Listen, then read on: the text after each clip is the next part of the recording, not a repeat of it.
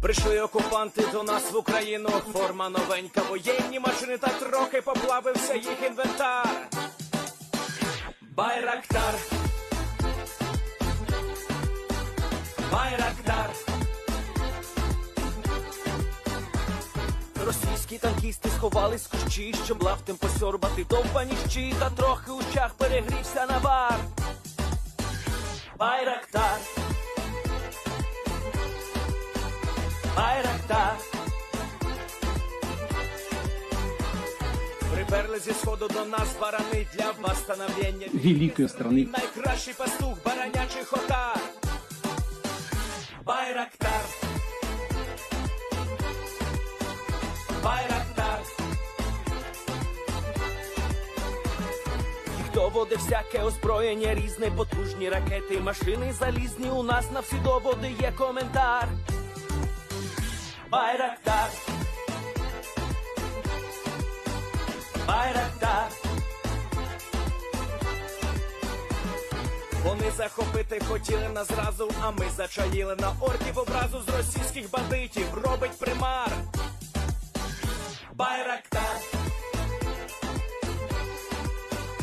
Байрактар. Російська поліція справи заводить, там пивцю рашистів ніяк не знаходить, хто винен, що в нашому полі глухар. Байрактар, Байрактар. Веде пропаганду кремлівський урод, слова пропаганди ковтає народ, тепер нове слово знає цар. Байрактар. Байрактар. Байрактар. Байрактар.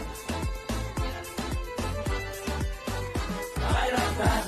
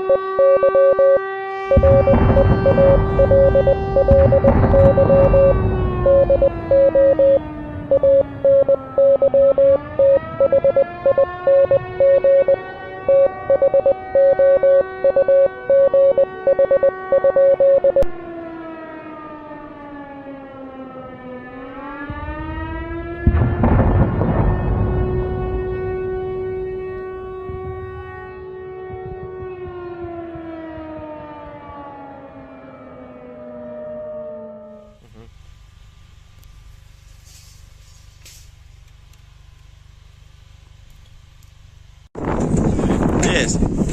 The Leaf Spring Army sends its regards.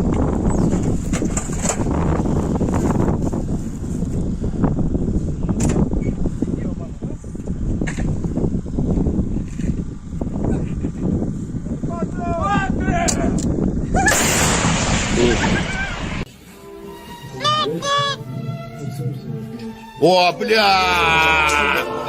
Игорь!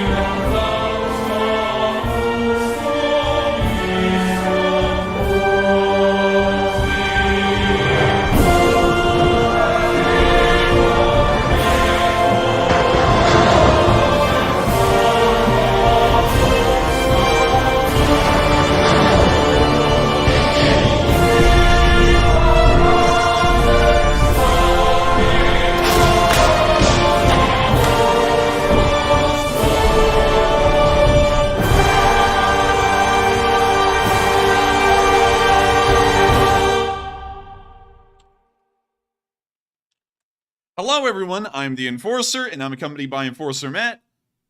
And good evening, folks. It's Enforcer Matt, and welcome back to day 379 of the news. And we have some big news today. And of course, we're going to be covering the past 24 hours of the news of the war in Ukraine. And as y'all know, last night, while we were wrapping up last night's news segment, a missile attack was ongoing by Russian forces, both from the sea and the air on the territory of Ukraine, launching every single kind of missile that they have in their inventory, including the incredibly rare Khinzal Hypersonic missiles. If I remember correctly, Matthew, the number launched was somewhere around 5 or 6 of them, according to the Ukrainian count.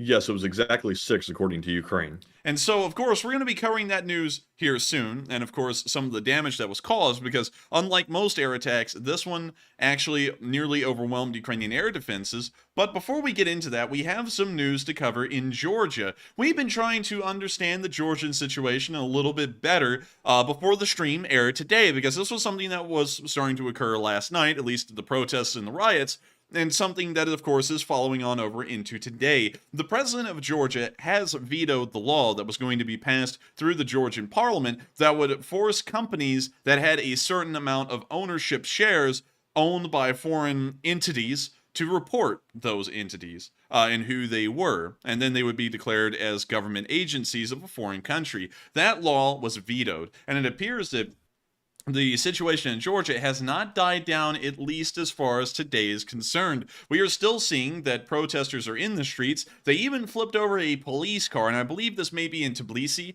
which is the capital of Georgia. We're not exactly sure on the location, though. But that car was fairly well overturned. It looks like just a giant man came up, grabbed the thing, and then turned it on its head, and then just put it back down. In the next picture, we can see someone calling Putin a S-head, or a crap head, pretty much in Russian. In the next picture, we can also see people saying that they don't need Putin's law, of course, because this is being claimed to be a pro-Russian law. And from what we can see, it looks like it was going to be used in some kind of a pro-Russian form, although I still don't really understand the mechanics behind the law and how it was going to turn in that direction, because I've been trying to read as much as I can, but I never really got around to reading why the law is the way it is.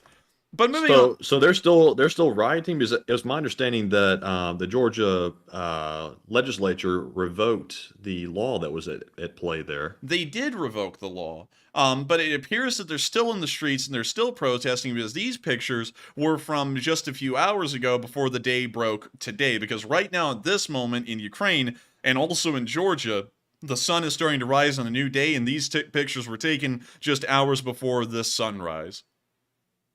Interesting. So I guess they're protesting for a secondary reason, maybe to protest against Putler, maybe.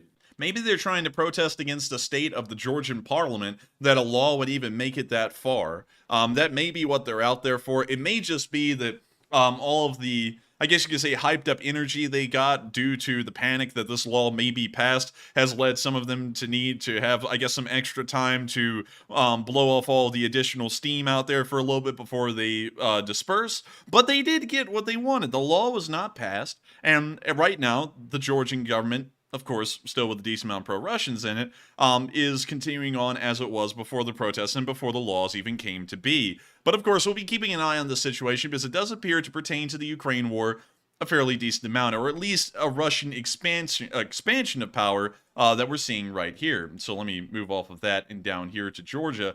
And also, I believe, Matthew, we have some Leaf Spring Army viewers from Georgia, although I'm not really sure. I think I know of 2 of them, but that's all that I can think of at the moment. But I'm sure there's probably more. If you are in the Leaf Spring Army and you're from Georgia, let us know, because I'd be very interested to know how many of y'all are from the country of Georgia. Sadly, I don't think any of them from West Abkhazan or South Ossetia will be watching, because those are kind of like Russian-held areas. But still, if you are from Georgia, even if you are from Abkhazan or Ossetia and somehow you're watching this, let us know, because I'd be very interested to know how many of the LSA are from Georgia. Anyways, moving on from the protest and the laws going on down there and moving on into Russia, we also saw something interesting occur today. And of course, I have to mention this again because merciless plugs must be brought in for this one particular thing because it's taking a decent amount of effort, and also it is very good and also gets out news before we can even get it out on stream. The Twitter. Have you peeped the Twitter? You should. It's got 3,417 followers right now. So we're getting on up there in terms of the followers. And the Lee Spring Army is growing day by day on Twitter, which is very good to know. And it's good to know that the Lee Spring Army won't just exist on YouTube. It's going to spread out and continue to exist elsewhere as well, which is really cool. It's going to spread out and pump iron for 7 days straight. It's going to spread them all out, pump iron for 3 days. And maybe the Lee Spring Army on Twitter can find some Russian bots and knock them around a little. But make sure to join the Twitter, because we actually mentioned this specific news on the Twitter, which I'm actually, instead of using the link here, I'm just going to use it on the Twitter. Today we saw on TVs across Russia a hacked message from a Ukrainian group, we're assuming, of an impending nuclear attack on Russia. So here's the clip of that video on a computer screen, it seems.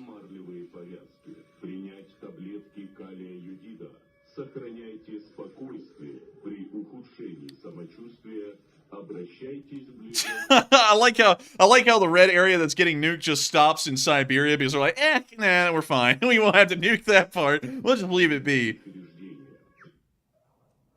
But that's the end of the little clip right there. That's the message that was broadcast on a large number of Russian TVs today.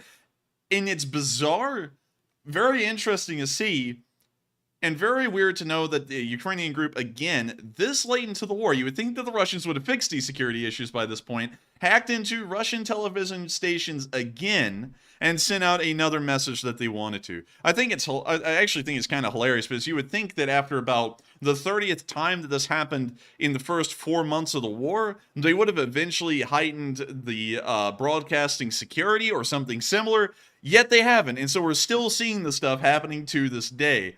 We're now going to be moving on from that little bit of news inside of Russia, and now we're going to be moving on into the news about the missile attacks.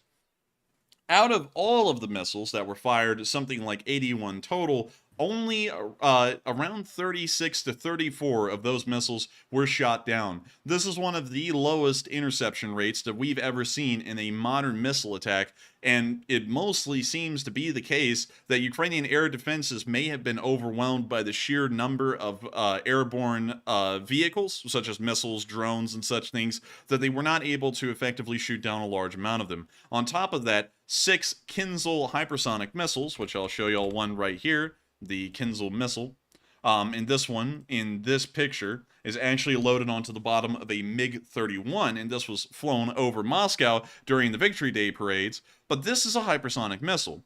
The US actually had a plan way back in the late 50s and early 60s to produce our own hypersonic missile, but we decided not to, due to a whole bunch of reasons. The Russians, however, in the modern day, decided to revisit the idea of a hypersonic missile, and they were able to create one. This was first introduced into Russian service in 2017. The missile travels at an excessive speed at a very low altitude. I believe its top speed is, Mach 10 to Mach 12, which is incredibly fast. Usually a normal air-to-air missile fired from an aircraft, some of the fastest in the world right now, travel at about Mach 7 at their fastest. Of course, they don't fly that fast across the entire flight path, but that's how fast they can get. And this thing, almost from start to finish, flies to its target at Mach 10 to Mach 12. It also, from what I understand, has countermeasures, if I'm correct, Matthew. Countermeasures on the missile? I believe I'm either mistaking. No, sorry, correction. That's the Iskander. The Iskander has countermeasures on it. The Khinzal, I believe, its entire countermeasure is its raw speed, because nothing in any arsenal around the world can currently track and intercept and then shoot down this Khinzal hypersonic missile, just due to the sheer speed it's flying at. And also, it looks like Ken of Kansas actually said Ukraine shot the hypersonic missile out of the air yesterday. I don't know about that. From what we heard from the Ukrainian government, 6 of these were fired and all 6 of them hit their target. So I don't think that's necessarily true. Would be good to know that they were able to, but I haven't heard of one being shot down. As far as we know, all 6 of them hit their target. And this, my understanding, nobody has any defenses to a hypersonic missile yet. Nobody really does, because this is a technology that was visited way back in time. I mean, this technology is about 70 years old at this point, nearly, but it was never actually produced or used until the present day with the Russians, because the Russians are trying to figure out ways to use their only trump card, which is nuclear weapons, to be able to get an advantage on the Western world and at least level the playing field as far as nuclear weapons would go, considering that their conventional military would never be able to size up to the West. So this was one of their attempts at doing that. All 6 of these, of course, were not carrying nuclear weapons. They were all carrying conventional warheads, but the fact of the matter stands that these weapons can reach anywhere, practically within their range, without being shot down, and deliver whatever payload they have, whether it be conventional or nuclear, which is concerning, and I'm sure, and of course this isn't even being sure, I would be certain at this point that the United States is already pumping billions of dollars into some kind of a weapons development program to try and figure out how to shoot down a Khinzal, because every time we see anything like this, we always freak out and go and overproduce something to the point that this becomes obsolete or useless. But at the moment, we don't have those defenses. Ukraine doesn't either, and all 6 of these hit their target, along with a large amount of ballistic and cruise missiles that were fired that were not Khinzals. We also heard that the Iskanders were fired, and that's the one that I actually had confused for a second with the Khinzal. The Iskander is I guess you could say, in terms of its actual use, an upgraded Scud. The Iskander, however, unlike the Scud, actually is able to fire off countermeasures that can elude air defenses a little bit better than a Scud could, because a Scud, of course, is just a flying hunk of metal. It can be shot down fairly easily. This thing can actually fire off, from what I understand, chaff, and also even flares, if I read that correctly earlier today, which means that really any air defense system may falter due to those countermeasure systems. So we can see that the Russians really did pull out the stops last night, and the amount and kind of missiles that they fired, and how expensive and, I guess you could say, how advanced these are, at least from a Russian perspective. And it looks like a large amount of them did hit their target. Around 60% of them, based off of Ukrainian government figures, did hit the targets that they were supposed to be going for. And it's quite unfortunate to hear, but several people did get killed, and sadly, one of those groups of people that did get killed was in the area of Zolochiv in the Lviv Oblast. A missile actually faltered on its flight path and fell short somewhere on the way to where it was heading. This missile fell right into the middle of a house, exploding and killing the 5 people in the house and around the house. You can see the video right there of the destroyed house as first responders are over the entire scene trying to find whatever remains or people who may have fortunately survived the explosion. From what we understand at this point, nobody survived this missile impact. Everyone in that house was killed, and some of the people nearby were also killed as well.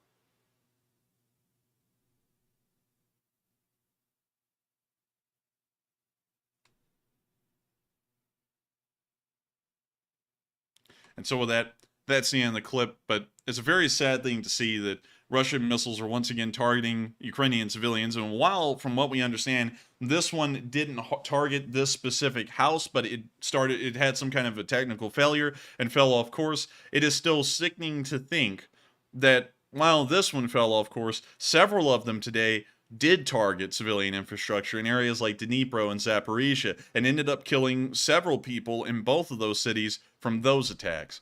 Hopefully, the Russians that fire off these missiles will be held accountable, although that's fairly difficult, considering that most of these missiles were either fired from the Russian Air Force or the Black Sea Fleet. Of course, the Moskva was held accountable for what it did to Snake Island and all of the missiles it launched earlier in the war, but the question still stands whether the rest of the Black Sea Fleet, or if the Russian Air Force, can ever actually be smacked around enough that they will not be able to fire off missiles to this degree and cause such damage to normal folks living their normal lives.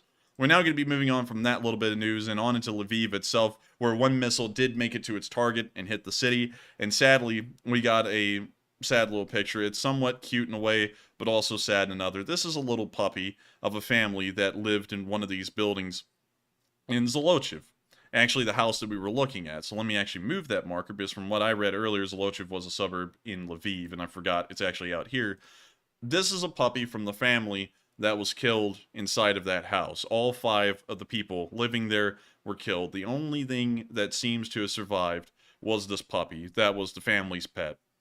And that's all they were able to get from the rubble. And it's sad to think that this little puppy was part of an entire family that had their own job, their own aspirations, and they may have even had family that were involved in the war. And now There's nothing left of them except for this one little puppy right here that looks like it's had a very rough time out of the whole ordeal, may even be injured, and they're resting it on some little blankets and bed throws to try and give it a soft place to lay after probably sitting in the rubble near its deceased family for hours on end.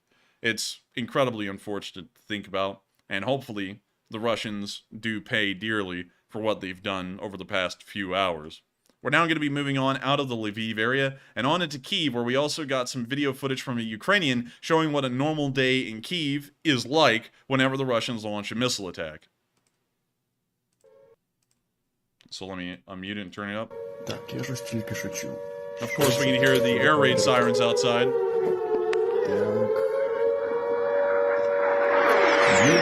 We can hear one of the missiles flying over towards their target. Точно в мене прилетить.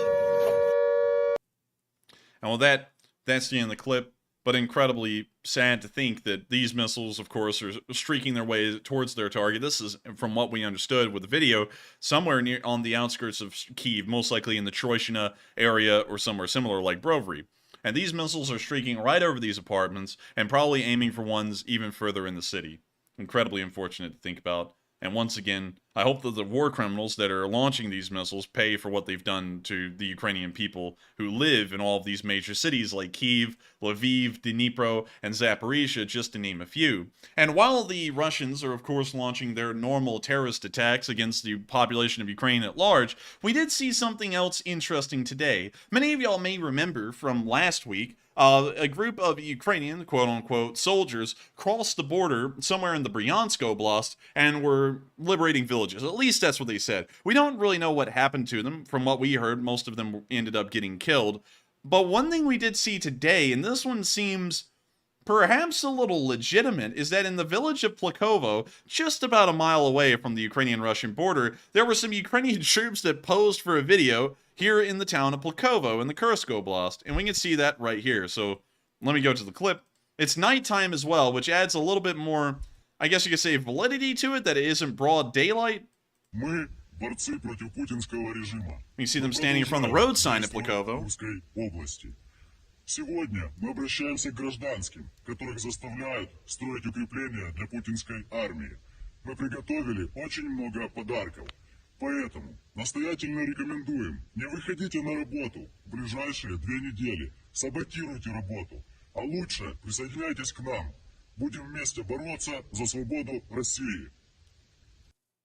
And so with that, that's the end of the clip, and of course repeats again. Sadly, we do not have a translation for what they're saying, but we can see them standing clearly in front of the sign leading into Plakovo, and also giving a little speech in front of it. These guys look to be a little bit more Ukrainian than the last ones. Their kit looks largely Ukrainian, considering they're probably riding inside of a truck. Their uniforms would most likely be clean for that reason. So it may be the case that these guys actually are in Plakovo. But we don't really know for certain. We do know that they're standing in front of the sign, which is about as clear as it can get. But once again, this wouldn't be the first time that a false flag was conducted by the Russians to make it seem like Ukrainians are inside of Russia. So, once again, don't really know. On top of that, they also don't have yellow armbands or any kind of identifier showing they are Ukrainian. Although Russians usually pay great attention to those identifiers and lather them up whenever there's a false flag going on. They put yellow on everything. So with that, we're now going to be moving on from that clip. Very interesting to see, very bizarre to see as well, but very interesting to know. And of course, I have to say this as well. And this wouldn't be the first time, and even last week when we saw quote-unquote Ukrainian soldiers crossing over the border into the Bryansk area, that was not the first time we had seen Ukrainians cross the border either. We actually had seen Ukrainians cross in the area of Oktyabrysky and also in the area of Shebekino earlier last year to blow up Russian artillery pieces and also vehicles that were staying in those areas around those villages. So it's not the first time we've seen it. It's not completely out of the question. But considering that the Russians are trying to attempt false flags in many places, it always has to be heavily scrutinized because it may not be true or real for that matter.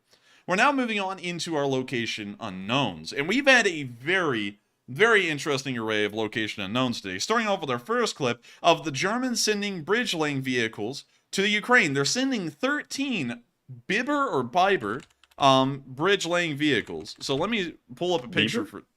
say what? Beaver? Maybe, it may be Bieber, Justin Bieber. That's but a he- joke, by the way. Yes. Oh man, he's all right, man. I'm Oh, sure wow. people roast you. Anyways, here's the bridge laying vehicle that they're sending. It's based on a Leopard 2 chassis. It has a plow on it, so it does count as a Bobcat skid steer in the kill count. If y'all are ever wondering, and you can see the giant bridge spans sitting on top of it. This thing just literally flips them out and then just lays them in front of the tank. In fact, you know what? I'll just show y'all the video. That's a better way to explain it than either. So let me mute that. And we can see the little bridge laying vehicle moving up. This one's actually based on a Leopard 1 chassis. But you can see it moving out the bridge, and we can now see some German vehicles crossing it. So there you go. That's how the system works. Of course, that's heavily sped up. It's a little bit longer to set up than that. And when you see it putting a bridge... That's impressive. It's very impressive. And one thing that's really weird to me, and one question, and of course, you know, it's a self-explanatory question, but it's crazy to see, and I wonder how they've balanced the bridge to where the back of the tank doesn't flip up whenever they start laying out the bridge like that. Like, the tank doesn't even move. But very neat to see that this thing is going to be sent to Ukraine. They're going to get 13 of them, and these will certainly help to lay out small bridge crossings over the many canals and streams and small rivers that we see across Ukraine. In fact, let's see how long are these little bridge spans for the Leopard. The bridge spans must be pretty light for it not to like tip the tank forward while it's putting it down. But they have to be strong enough to be able to carry the weight of a tank. So let's see if we can get the length of a span. Let's see, most of the crew, 105 vehicles. Bridge was designed it was designed to carry 50 tons of weight on top of it. That's strong. Yeah, that is strong. Let's see, it was capable of bridging a 20-meter gap. So 20 meters is the practical length that this bridge can cover. So let's see and go around Ukraine and measure out some stuff and see if it's shorter. Like, for example, this little river right here, the Vorskla River. Let's see if it's 20 meters across or more. So let's add a line or a shape. Well, actually, no. We want to measure. Sorry. So this is 150 feet across. That's actually a wide river. That would not be able to cross that river, from what I understand. The bridge is about 90 feet long, so it's a little too short to cross the Vorskla River. But let's go down to the Bakhmut area, and let's see if we can cross the canal near Klishkivka. This is a lot narrower, as y'all can tell, so I have a feeling it's going to be no problem. Yeah, it's actually going to be no problem. It could cross that canal with ease. So that's giving you a little bit of an idea how the thing works. And also how it could be used. And so hopefully the Ukrainians can put those things to good use, and they're incredibly interesting pieces of technology. Bridge laying in the military is one of the most important things that can be learned or have an ability for your military to have, because as y'all seen throughout most of the war, bridges are the first thing that is either destroyed in a retreat or blown up in an offensive. Because you have to destroy bridges. They are much more rare and much more valuable than a normal road, and they also are usually choke points. And so if you can destroy a bridge, you can get a massive advantage in a defensive against your opponent. And so having a bridge laying vehicle helps to get around that, I guess you could say, hindrance, as long as the bridge equipment is big enough and competent enough.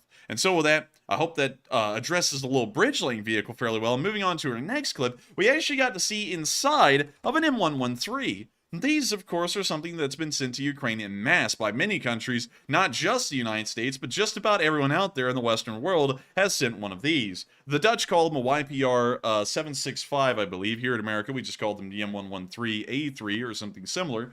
But you can see some of them right here. And we've sent loads of these to Ukraine. And we actually got to see the interior of one of those Ukrainian M113s today. And so, without further ado, let me show you the video.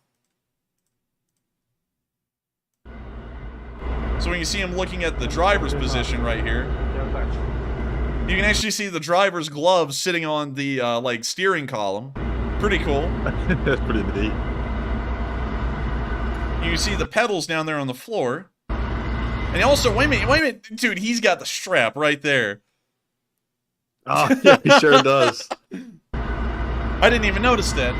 So now he's moving to the engine bay. It looks like he is looking out the commander's hatch now, which is just right in front of the engine bay.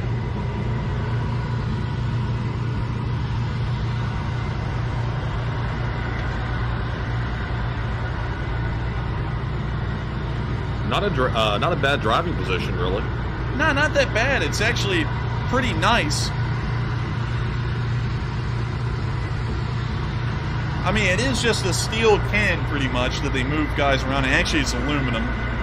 But here comes the end of the clip right there. And I'll try and explain a little bit better what everyone's looking at. So, the driver sits right there in that position. As you can see, there's a little steering column. The driver doesn't really have to see as much as the commander does. He just has to be able to input orders. But the chair is adjustable. The chair can move up a little bit higher, so that way the driver's head can poke out of the hatch, and also look through the periscopes or the view slots. The view slits is a better way to see it. Over here, where the cameraman is currently standing, is the commander's position, and that's, of course, where the commander's cupola was, where y'all saw him looking out, and he commands the tank from there. There's usually a 50 caliber mounted on that cupola as well. And then, here in the back, in the box, the literal box, are these fold-down benches where the infantry sit while they're being transported from point A to point B. So if y'all are ever wondering, what does the inside of an M113 armored personnel carrier look like? It looks like this. In all honesty, it's really just a slightly armored transport vehicle. And these things in service actually started to get used as supply vehicles because they were so spacious on the inside as compared to an MTLB. MTLBs can be used for supply, but they're very low profile, I guess you could say, well, just their low profile doesn't really contribute to them being that efficient in supply and being able to carry as much. Because if you look at the interior, and I'll try and find an interior picture of the MTLB, this is what the inside looks like in the rear compartment of an MTLB. You have this giant, like, beam in the middle of it, which divides up the larger area. Not only that, it's small. It's very, very small. In fact, you pretty much have to crouch to be able to get out of an MTLB in this area.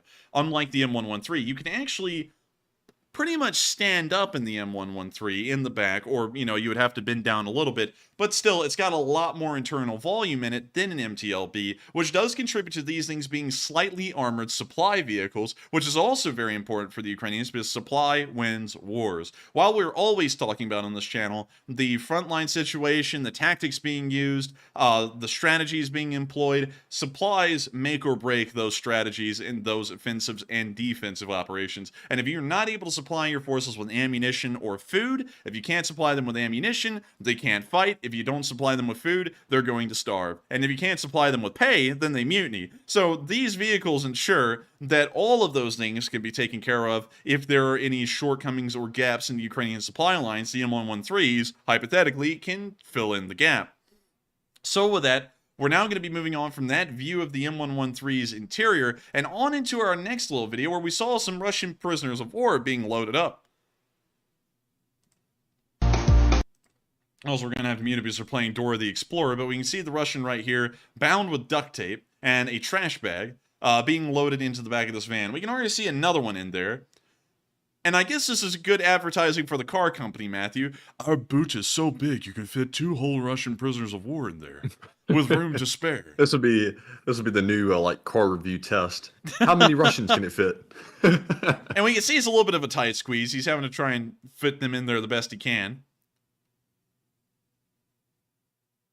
And so with that, that's the end of the clip. Very interesting to see, and good to know that they're taking on more prisoners. With that, moving on into our next clip, we also saw that the Belarusian unit grows. Of course, this is the unit that Mustache Man is in. So with that, here's the clip, and I'm going to show you all this because it's just pretty neat. Also, I'm going to have to turn it down here. When you see the commander giving a speech about the unit, you see some of them standing around. Dude, that literally looks like the AK I have. Like, that one looked almost like it looks just like it. Yeah, it looks like a Sentry Arms.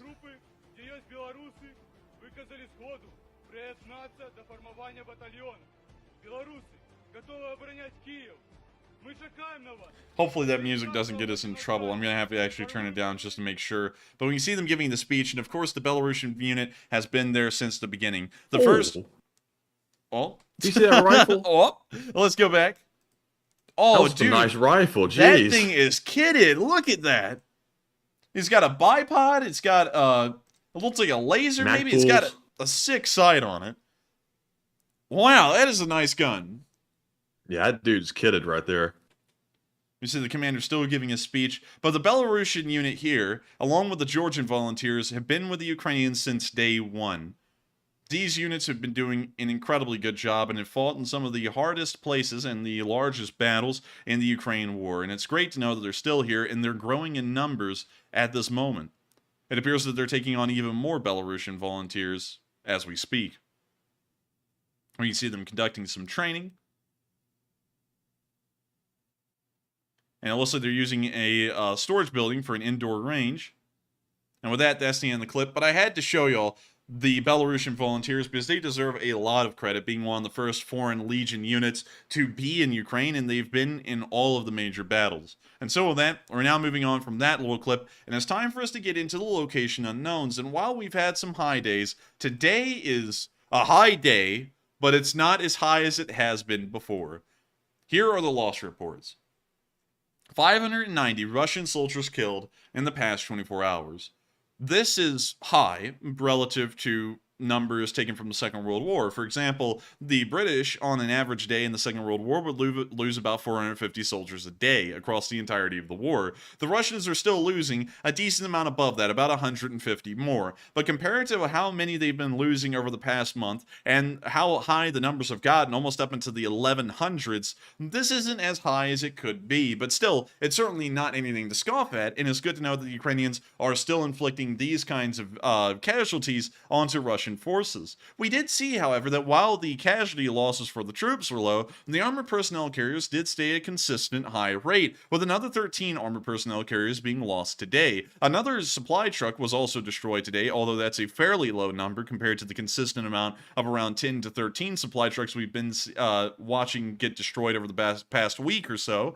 5 tanks were also destroyed. And that's about half a battalion tactical group's worth of tanks that has been wiped out over 24 hours. And if you were to equate that into a monetary figure, that is about $17 million worth of tanks that were lost in 24 hours. 2 artillery pieces were also lost. No drones were destroyed. No MLRSs were also destroyed. No planes, no helicopters. There were no cruise missiles shot down, but that number will be adjusted for tomorrow, so that will be included in tomorrow's casualty report. We saw 1 anti-aircraft warfare vehicle also get destroyed. That means that an estimated $15 million worth of anti-air defense equipment was shot down today, and also 1 Bobcat And 1 skid steer. Bobcat. It's always good to see that the Bobcat skid steers are biting the dust, because one day they will run out of the rip-off Bobcat skid steers, and that will be an incredibly good day. And so with that, that's the end of the casualty report. Once again, the numbers continue to climb, and it's good to know that the Ukrainians are inflicting casualties not as high as they have been in previous days. These are about 50% less than yesterday's casualty report in almost every single category, but they're still inflicting losses that will eventually push the Russians out of the war, and that's all that counts, is that the Russians will eventually have to fold in this war and that it will end. Also, Matthew, I've noticed a return of someone who has been an old guard on this channel for quite some while. Oh? Have you seen them? Who is it? It's Magic Sky Girl. I think she's been here. She's just been being quiet in the chat, I think. She has been here, but still, it's great to see you back in the live chat. I hope you've been having a good time tonight. We did see you on Sunday, though. I do remember you being here for Sunday. But still, welcome back. And so with that, we are now moving on from the casualty report and on into our, and you know what it is, Northeastern news. We're going to be covering the Northeastern news here in a minute. Not much has happened there, and also not much in frontline activity has happened here either. And let me refresh this, because I checked this 30 minutes before the stream, and it appears that so little has happened again today in terms of frontline changes. Deep State UA didn't even update the map for today. It looks like they have kept it the same as yesterday, because the Russian advances have become so slow. Dreadfully slow. In fact, they're practically dead. Literally. So that we're going to be moving into the Northeast. But before we do, it looks like we have a poll that is also mentioning another channel legend, kind of in a way through one of the poll results. But with that, Matthew, what do we got for the polls? All right, and for our first segment of questions and polls, we have 3 polls to address. And the very first one we're going to address is the one that's currently running, and it says hackers broadcasted an emergency nuclear alert to several Russian regions today, and what are your thoughts? 51%, which is the most popular option, said that's great. More psyops on Russia, and psyops, yes. We also have 36% that said not good. That plays into Russian propaganda, and 12% said unsure. And I'm going to go with the 51% because even though it might play into Russian propaganda, nothing's going to change their minds in Russia. They are pretty much dead set on believing the government or not at this point, and I doubt this nuclear alert is really going to change anyone's opinions on anything. But I say more psyops. But Enforcer, what say you? I would say the psyops are good. And also, man, we miss psyops, man. But still, Yes, come back, psyops. hopefully psyops comes back. Maybe he's lurking in the live. Well, maybe he's lurking on the stream, but we just don't know. But I would say psyops are good. Hopefully we see more of them being conducted. And also, while people say that it does play into Russian propaganda, I see where y'all are coming from, but I don't think it's that bad. At least in this regard, to play into Russian propaganda, because it's really just meant to try and demoralize the Russian public. And as long as it's achieving that, it's doing what its intent is. So I would say it's not that bad, and I would say more psyops on the Russians. And of course, hopefully psyops returns. Psyops has had some rough things he's been dealing with in the background, and also some other stuff. And so hopefully we see him back, because he is an old guard on this channel and an absolute legend. And so with that, we're now going to be moving on from that poll and on into the next one. All right, and the next poll says, last night, Russia launched 6 Khinzal Hypersonic SRBM missiles at Ukrainian cities, and what are your thoughts? 32% said Russia probably used all of them that they had. 28% said Russia must have a decent amount now. 21% said unsure, and 19% said maybe Russia has increased manufacturing. And I think that Russia pretty much probably used all of the Khinzals that they currently have. They said this attack was in response to the alleged Ukrainian attack in Bryansk. This seems pretty severe for that small incident. So take that with a grain of salt. I think Russia might just be lashing out because they're upset that they're not really gaining ground the way they want to. But Enforcer, what say you? I would have to say it is very interesting to see that they are using Khinzals. We do not know how many they have. And apparently the only aircraft that these Khinzals can be launched from are MiG-31s, Tu-22s, and maybe the Su-57 in the future, which is their low visibility aircraft. It's not even stealth. But it is very interesting here that they're using these. We do not know the unit cost on them, though, and let's see if we can find the cost. How much does a Khinzal missile cost? So, how much does one hypersonic cost? For the US, the AGM-183 is about $15 million a copy over a large production run. So to make a whole bunch of them at a wholesale price, it would be around $15 million based off of the US standard. How much does a Russian missile cost? Let's see. It doesn't really say right there. So how many Khinzal missiles are there in Russia? It doesn't seem as though there is a number. Wait, hang on. Right here at pravda.com.ua, it looks like they actually have some numbers. Let's see. Hit missiles. Let's see. Missiles fired on Kyiv on June 26 were around $80 million at the highest. But let's see how much the Khinzal costs. Caliber, Onik, Tochka U. Let's see. Possible to determine. And now we're getting into the ads, because this thing is laden with ads. Let's see here. Where the hell is the Khinzal? Because it said it on the thing, you know, like we were just looking at it, but I'm not seeing the price listed here. Iskander, 3 million Onyx. It doesn't say. That's stupid, because it literally said it right there. Well, wait a minute, sorry, I misread Khinzal for caliber. It did not. So we're going to take a guess at $15 million a missile, a 15 to 18 million, meaning that the 6 of them that they fired were the equivalent cost of 6 Tor anti-air, surface-to-air missile launchers. So a very expensive amount of missiles to fire, and also we don't really know what kind of technology goes into these kinds of missiles. I would assume it has to be somewhat advanced to be able to handle the rigors of the speed that it's flying at. Most likely has some kind of a titanium frame or something similar. I actually see that Paul McDonald saying it's cheap. I don't know. I don't know if it's cheap going at Mach 10 to 12, but it may be. I'm not sure. If we can find any information on it, though, we'll make sure to circle back to that. But it seems like a move of desperation to start firing such expensive missiles at Ukraine. That doesn't seem like something a country that's winning would really need to do if they're actually gaining ground. I would say so. I would agree with that. And it's something to see that they are firing off their quote-unquote latest and greatest missiles to try and send a message. Because not only are they sending a message, they're giving us an idea here in the United States through the Ukrainians how these missiles actually perform when used in combat conditions. And so we may be able to start gathering data and information that will help us design weapons to be able to shoot these things down. One thing that's always been said a lot is don't fight the same person too much, like in boxing, or they'll learn your fighting style. And that's almost what the Russians are doing right now in Ukraine in every regard, and especially now with the Khinzal missiles, considering that we had 6 of them fired just last night. That's giving us a very good idea of how these things work, how fast they travel, what kind of flight paths they take with the information and data that the Ukrainians are most likely collecting on them.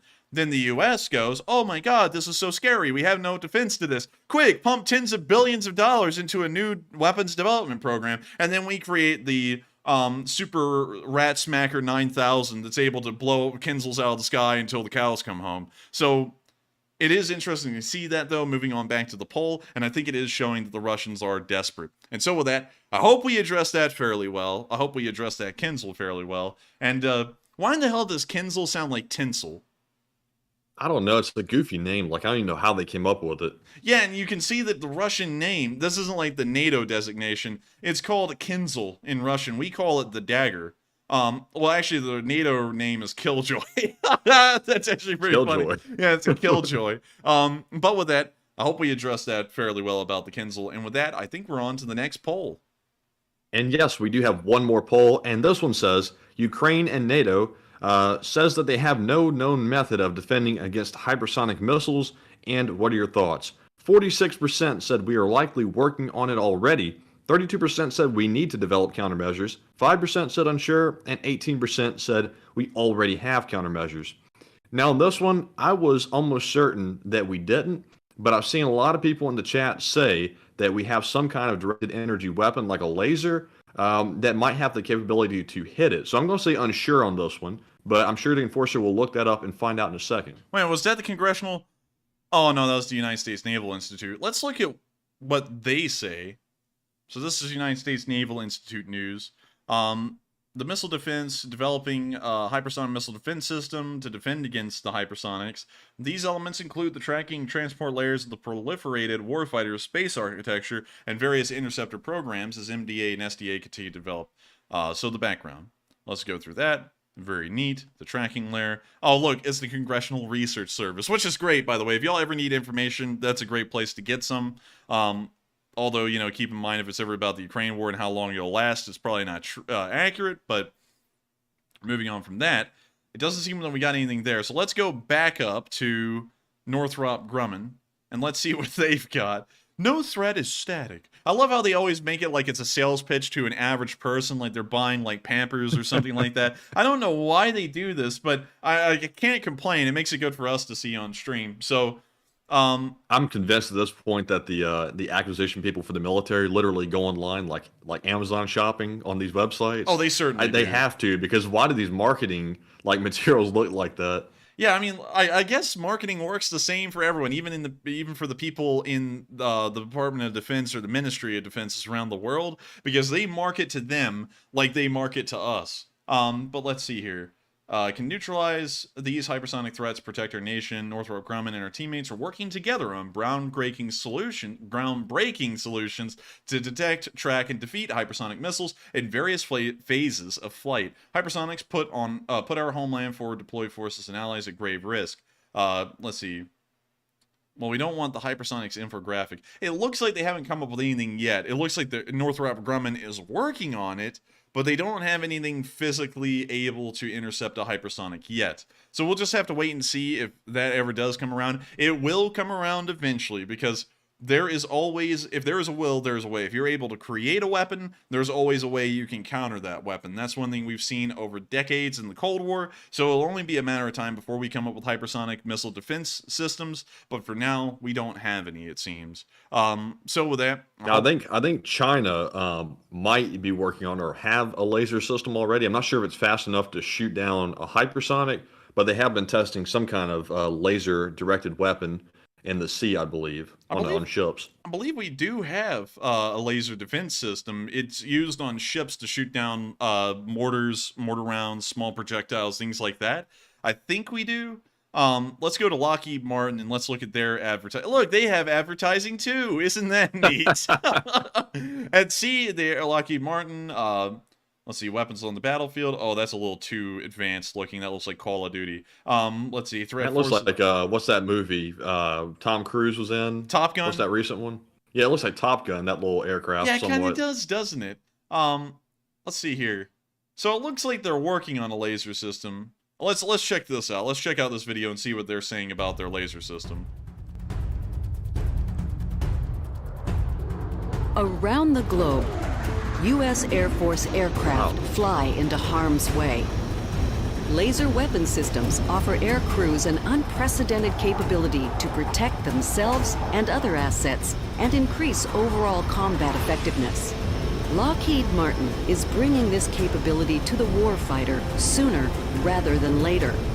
Texaco 5-1 on station as fragged. 5 hours of playtime.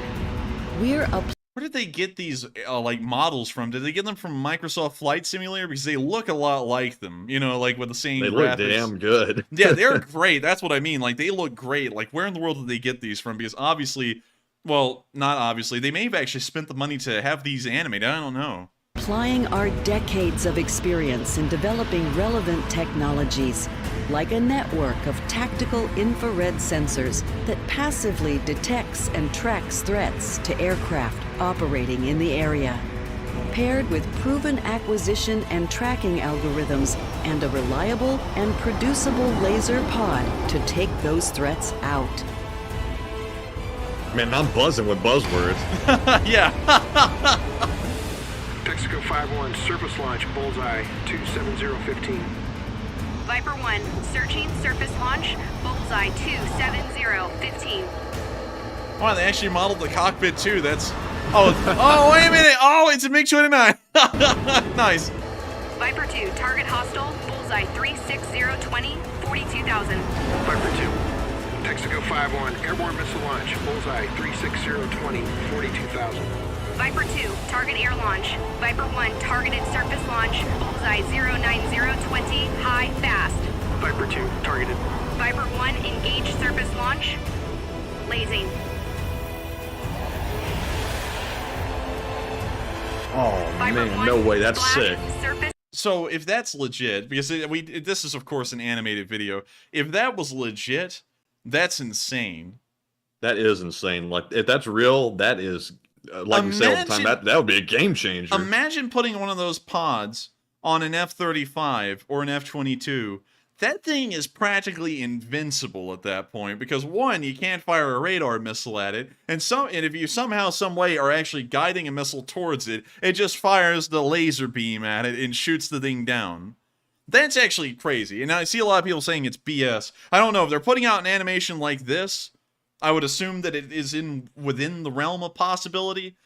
They actually have some pictures showing that they may be working on something like that, and we have seen a video from a ship testing something similar to this, kind of like the original picture here.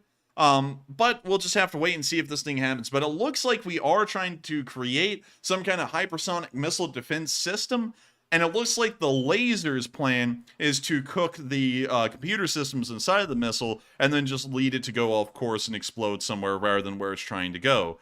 So with that, I hope that addresses that fairly well. 907 Pike Alaska said it's on a few ships already. So pretty interesting. Also, the Watcher said the laser would be invisible. Well, yeah, but for marketing reasons, they have to show it as a visible thing. But still... That's crazy. We're actually getting closer and closer to, like, real life, like, Star Trek inventions, like phasers and stuff. Yeah, I mean, like it's crazy. We'll never physically see the lasers that are being fired, though. They are right with that. We'll never see them. They're just doing that for the marketing reason, so that way you're not like, why is that thing blowing up and the ship's doing nothing? So they got to show like a little laser beam to it. But that's still wild. I mean, like that's still crazy to think that you can equip in the future. You know, and of course this is probably about 10 years down the road, maybe a whole decade. Equip a pod onto an F-16 and make the thing practically invincible against surface-to-air missile batteries. That's wild. That is crazy. But still, with that, I hope we address that poll fairly well, because there is some kind of a development, I guess you could say, development process to trying to create something that can shoot down a hypersonic. So it is concerning for now, but it looks like we're already working on something to counter that concern. Just like America does. It's the American way, Matthew. If we see the Russians do anything, or the Chinese do anything, that is slightly concerning, or looks like it may actually be getting close to us, we pump in way too much money to overdo them by a massive margin. So with that, I hope that addresses that poll fairly well, and we are on to the next one if we have another one, and if not, we are on into the questions. And that was our last poll for now, so we're moving into our super chat questions, of course, and we have some really good ones. And the first one is from Tony Fleming, who puts in a generous $30 donation, and thank you, Tony, very much for that. He says, "Yep, just for the hell of it, Dio Presso Liber." And thank you so much for the support, just for the hell of it, and helping this channel to keep on running for the hell of it, and also the Oppresso Livre, and long live the Lee Spring Army, and thank you for being a Lee Spring Army soldat or an old guard. I can't remember if you're a soldat or an old guard, because I feel like you've been around for quite a while, but let me know if you are a soldat or an old guard, because I would like to have that clarified. But thank you so much once again for support. I hope we addressed that fairly well, and thank you for the hell of it. And so with that, we are on to the next one. And the next one is from Margaret Hemsley, who puts in a $27 donation. And thank you, Margaret, for your support. And she says, maybe put this towards some ammo. And I found some significant past streams, very interesting. At the Enforcer pub quiz question, do you know one of the rarest guns made by a watchmaker? The rarest guns made by a watchmaker? I believe that would be the Heckler and Koch G11. Heckler and G11. Ah, yes. This. Yeah, it's this one, isn't it? Because this is the one that has that crazy interior working to it right there. The thing that looks like something out of an Alien movie. I don't know if I like this gun or not. It's hard to like really figure out what about it. Well, if you think you might like it a little bit, allow me to show you this video, and I think you'll change your mind after you see it in Army test trials. The Heckler & Koch God. like the AAI, fires a 3-round salvo. The whole barrel recoils? Yeah, the whole barrel recoils. It's wild. Like, this thing was surely like sci-fi. Burst. From there, the similarities end.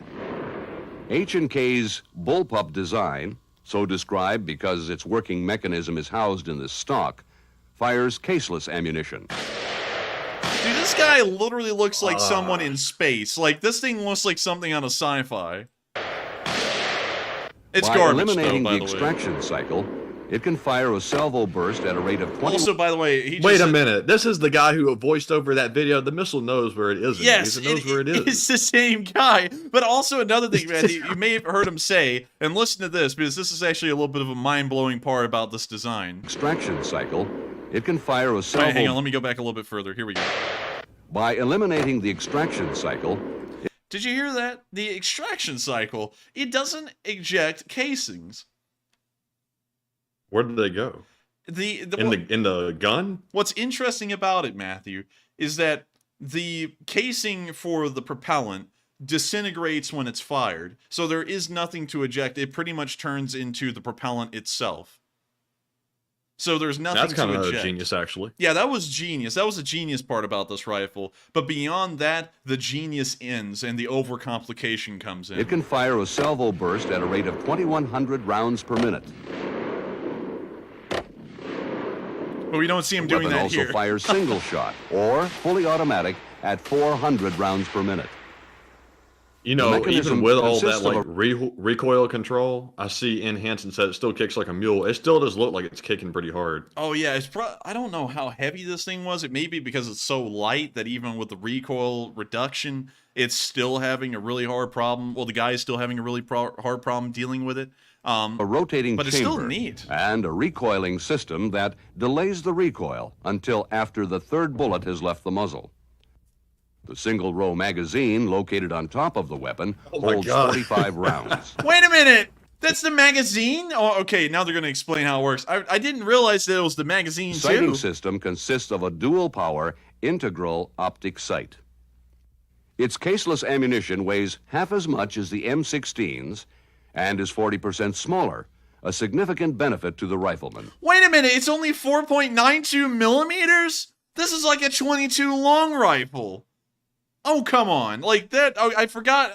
Well, actually, I didn't forget. I didn't even know it was that small of a caliber. That's just ridiculous. The round consists of one solid block of high ignition temperature. And there you can see right there how the whole entire round, like, disintegrates when it fires. But anyways, the interior workings of this thing are hideous. And I'm going to try and get you a good picture of someone pulling it out of the rear, because it's like some space crap. Well, some watch crap, really. Right there, you can kind of see the interior mechanism of the gun right there. That's what it is. And that thing's a little too overcomplicated. But let me know if I got it right, because I think this is the gun that was designed by a watchmaker, at least with how complicated the interior mechanics were. But it is very interesting. I still don't really understand how this thing works, but maybe one day I will. Now, wait a minute, hang on. I'm trying to think, Matthew. The barrel is down there. What? I don't understand how this works. I still can't wrap my mind around it. So the barrel's down there. Oh, okay. So it's kind of like the what is it? The P90 that has like the mag on top, but you just slide the mag into the like front, and it looks like the barrel or something, but it's not the barrel. I still don't understand it. Yeah, I mean, like, that is... I don't even get it. That thing's weird, though. So, but I think I got that one right. And so with that, thank you so much once again for the support. I hope I addressed that question fairly well. And tell me, did I get it right? And also, thank you for helping this channel to keep on running. Also, did Margaret just say nope? She did, but I don't know nope oh, to what. No! Wait a minute, I got it wrong. Tell me which one it was. After all that, he got it wrong? Yeah, I think I got it wrong. Oh, dang it. But still, I thank you for the support. Let me know how I got it wrong. And with that, we are going to be moving on to the next one. But I went through that whole thing, Matthew, about the G11 to get it wrong. But with that, we are on to, I think, the last one. But once you tell us which one it is, we will circle back and revisit it. But thank you once again, Margaret, for the support. And with that, we are on to the final question of this segment. And then we'll be on to the next one. All right, and for our last one of the first question segment, it goes to Beta Waves NY, who puts in two very generous $50 donations to equal 100. And thank you very much for that generous support, Beta Waves, and we appreciate it very much. And let's see why this is an interesting. Would you like me to read it? Yes. Do you understand it?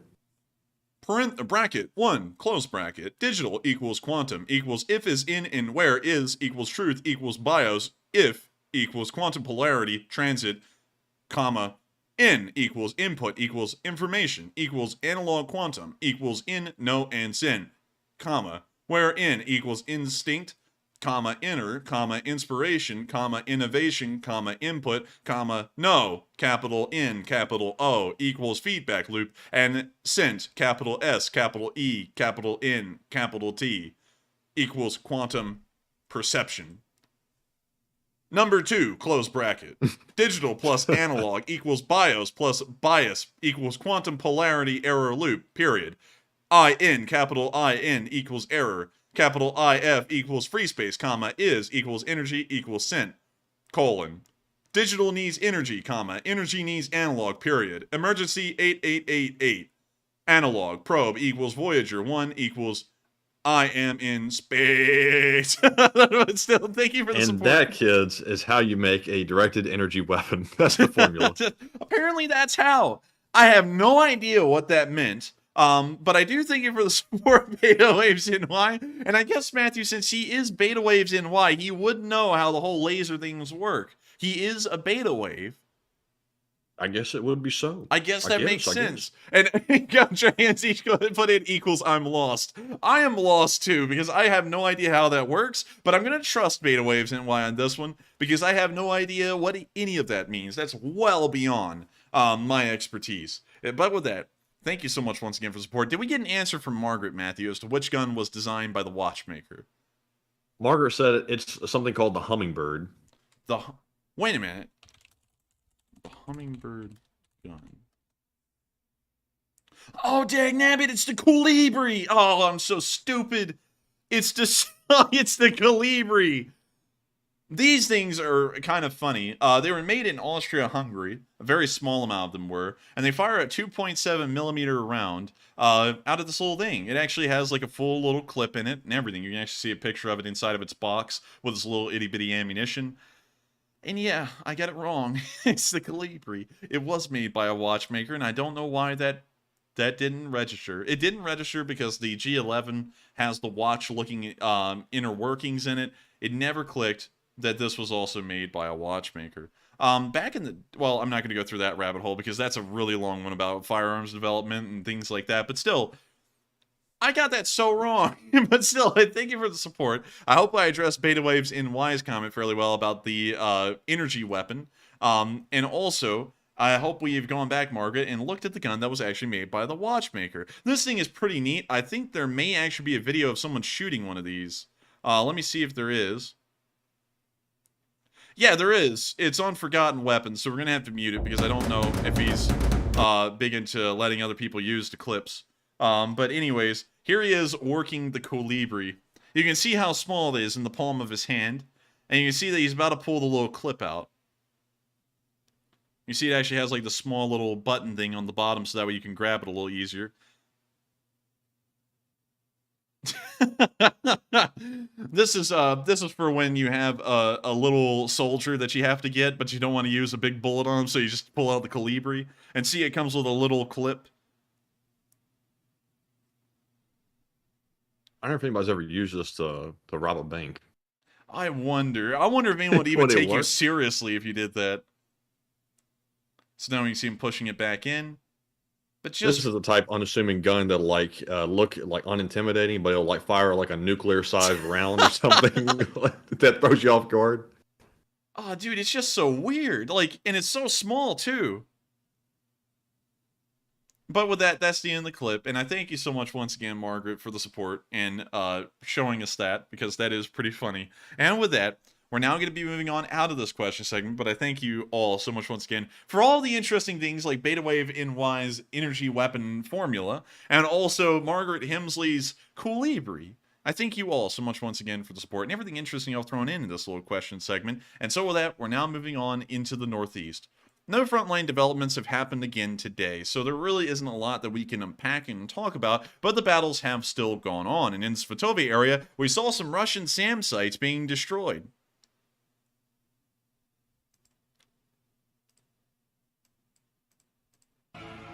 Oh, we're going to have to mute that. But right there you can see what appears to be an S-300 combusting. You see, they combust like hay bales in the summer when they get damp. Those things go up, and S-300s go up just like it. Now we can see one of those big, giant, ugly-looking Tor systems moving down this little dirt road. When you see it getting targeted, getting hit by a kamikaze drone right there near the front of the vehicle, near the driver's compartment.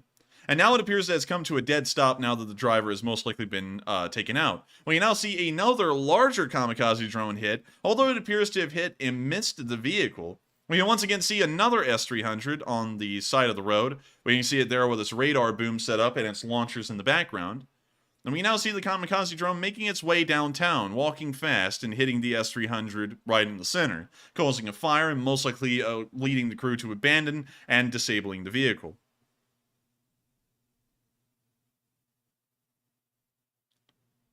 And I gotta say, Matthew, the Ukrainian Special Forces have been doing an incredibly good job, and I think, Matthew, it's worth the time with this video clip to call them out. Call them out. Call them out. It's the Ukrainian Special Forces have been doing great work, and they just took care of about $30 million worth of surface-to-air missile systems in that one clip. With that, we're now moving on from Svatove and down into the area of Seversk, where we saw that on the cliffs and ridges near Seversk, some Ukrainian forces were able to push off a Russian attack. And so, here's the clip.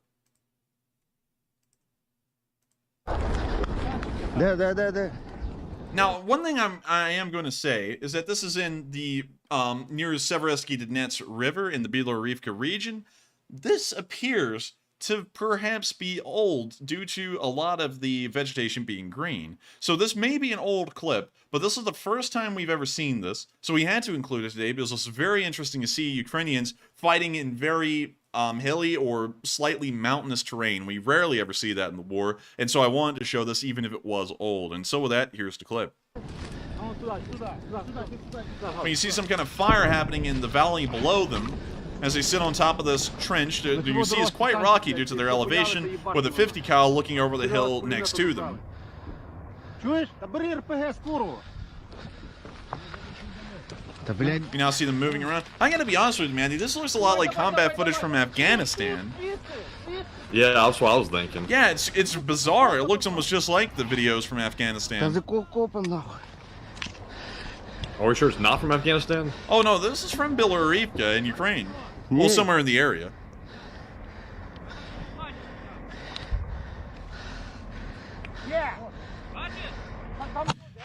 We now see the 50 caliber firing off one round. It looks like it may have jammed. We now see him firing the RPG, and you can see him rolling back into the trench. You now see him pulling out some more propellant for the RPG, getting another one ready to fire. And we can hear that 50 caliber laying down the fire up there as the soldiers start countering the attack being launched by the Russians up the ridge.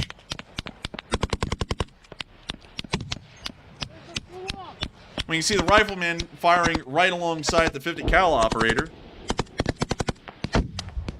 Now see him firing the RPG again at the Russians trying to scale the tall cliff. We now see him pulling out another RPG out of the satchel. You can hear him breathing pretty heavy because it's a pretty tough job. Is that a gold RPG? A golden one? I don't think so, but we'll see. Also, NJM said, can you ask about the safety cap on the RPG? It's the white thing on the front. Yes, we'll actually talk about that after the clip's over, because it's nearly over, but I'll talk about that safety cap on the front of an RPG. So that's the end of the clip. You can see the little things come up at the end, which pretty much shows us over. But the RPG-7 has this little head, this little warhead, I guess you could call it, that it fires a rocket, and it has this cap on the... Well, that's actually not the cap. Let me find one with a cap attached. It's like a little plastic cap. Let me go see if I can find one. Here we go. I think this one actually has the... There we go. The plastic cap on the front of it. Actually, this is a dummy. That's not the plastic cap. Whatever. Anyways, you'll get the picture. There's a plastic cap that goes on the front of this RPG's rocket that you would see right there. When you go to fire one of these things, you have to remove that cap for it to be able to be launched and then explode on impact. So... if you do not remove one of these things, it won't explode. However, if you remove them, that means that just setting this thing down on a table, like taking the front end of it and bopping it on a table really lightly, will cause this thing to explode because it's really sensitive. So it's not smart to take it off too early, and I don't know if he's saying that the safety cap was left on when being fired. Let's go back and see. So it looks like... the cap may have been on there. I don't know if he takes it off. Let's see. So he's aiming it. He hasn't taken the cap off.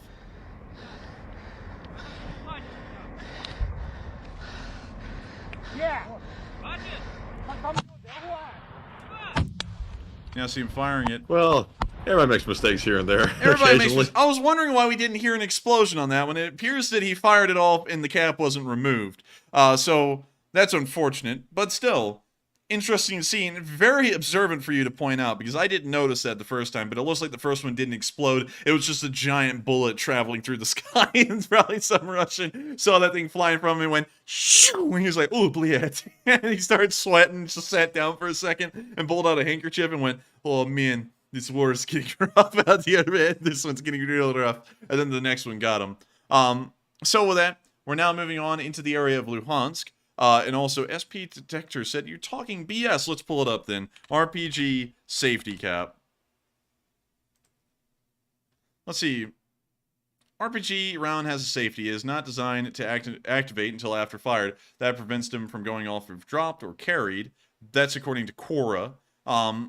Let's see. Safety cap. Let's watch this. Oh, wait a minute. Wait a minute. I saw someone in it. Oh, okay, okay. So, let's watch this. Oh, jeez. Oh.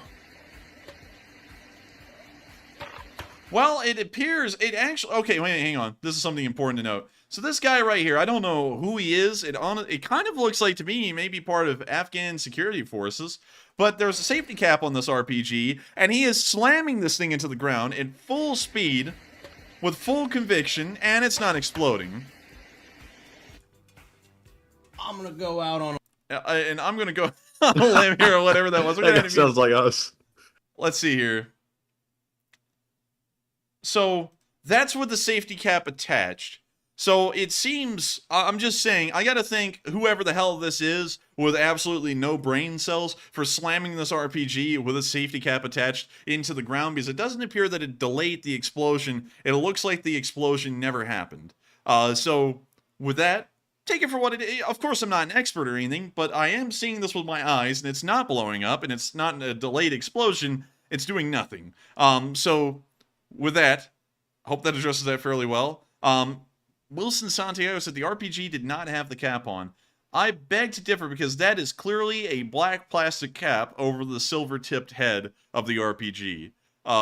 So with that, it is what it is. I can't go and go into the RPG factory and then find an RPG with a plastic cap on it to prove that's a plastic cap. That is a plastic cap. So with that, we're now going to be moving on from this clip, because we debunked that as best we could. It looks like it actually doesn't explode. So with that, we're now moving on into the Luhansk region. Also, if y'all are wondering where I heard that you can take the safety cap off, hit it on a table, and it blows up, that actually came from Forgotten Weapons. He made a video about the RPG's head and how it works. And if anyone knows anything, I trust Forgotten Weapons, because Forgotten Weapons knows their stuff a lot like Paul Harrell, which is also another gun channel that knows exactly what they're talking about. So I trust them a lot whenever they say stuff. But anyways, we're now moving on to a Russian soldier in Luhansk. I put this in Luhansk city because it said he's in the Luhansk region. We don't know exactly where, but now he's complaining about his command. This is nothing new, but wanted to show it to y'all considering we saw it today. Many people accuse us now, including mothers and wives, that we are traitors and that we're deserting. They offer us to return our position and to be guilty. I was expected that this would happen, and I was ready for it. No, we are not traitors. We are not deserting. We are ready, if necessary, to sit for 15 years for the discrediting of the Russian army. But the Russian army is a stolen jackal. There are several people who are just stealing money here. The Russian army is simple guys who die for their country because they are unpleasant at some points. Everyone who says something, everyone who wants to say something, all of these comrades are unpleasant, and they are sent to the front line, and they die there. So I don't think that we are discrediting the Russian army. After all, the Russian army is simply guys, simple soldiers, who need to be protected. As such, comrades who are just doing business here. Let's solve this issue together. We need to get rid of them, and then everything will be much better here. At war, everything will be more correct, more honest. And we will, in the end, faster. We will win in the end faster. While we are fighting under their leadership, we are fighting and dying, and they are stealing money here. Nothing will change. The war will be prolonged because it's not profitable for them to end it. And so with that, that's the end of the clip. And we can see right there that this guy is not really happy with other guys stealing the money. He wants it to be him instead. Because it seemed as though he wasn't really worried about the ethics of the war, whether it was a just war or not. He was just worried about who's stealing the money, and it's not him, so he has a problem. So with that, that's the end of that clip, and we're now going to be moving on from Luhansk. Nothing new in a Russian soldier complaining, and now into Bakhmut, where there have been no frontline changes, but of course the battle is still carrying on. Moving on to our first clip in the northern flank, we saw the 3rd Brigade hit the Wagner with an ATGM.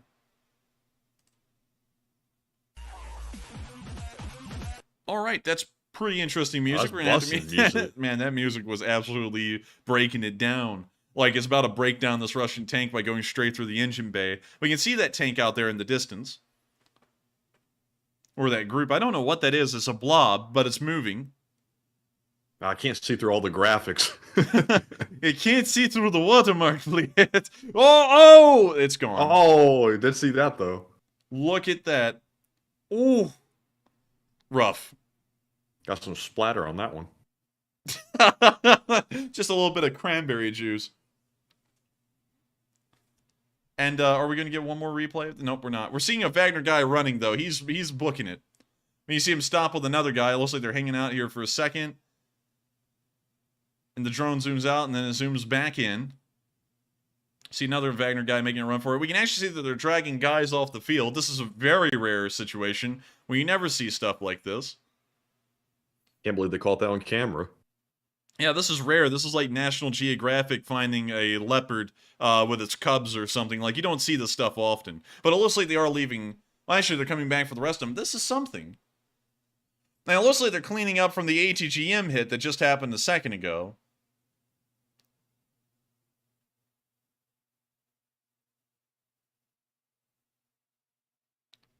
Now another guy is coming back, and that's the end of the clip. You gotta say, there was actually a little bit of class there, because the Ukrainians didn't double tap the location while they were collecting their dead. They just allowed them to collect their dead. Of course, you can still hit them. There's not anything that says it's a war crime to hit guys that are trying to recover bodies or anything like that, unless there was an agreed truce.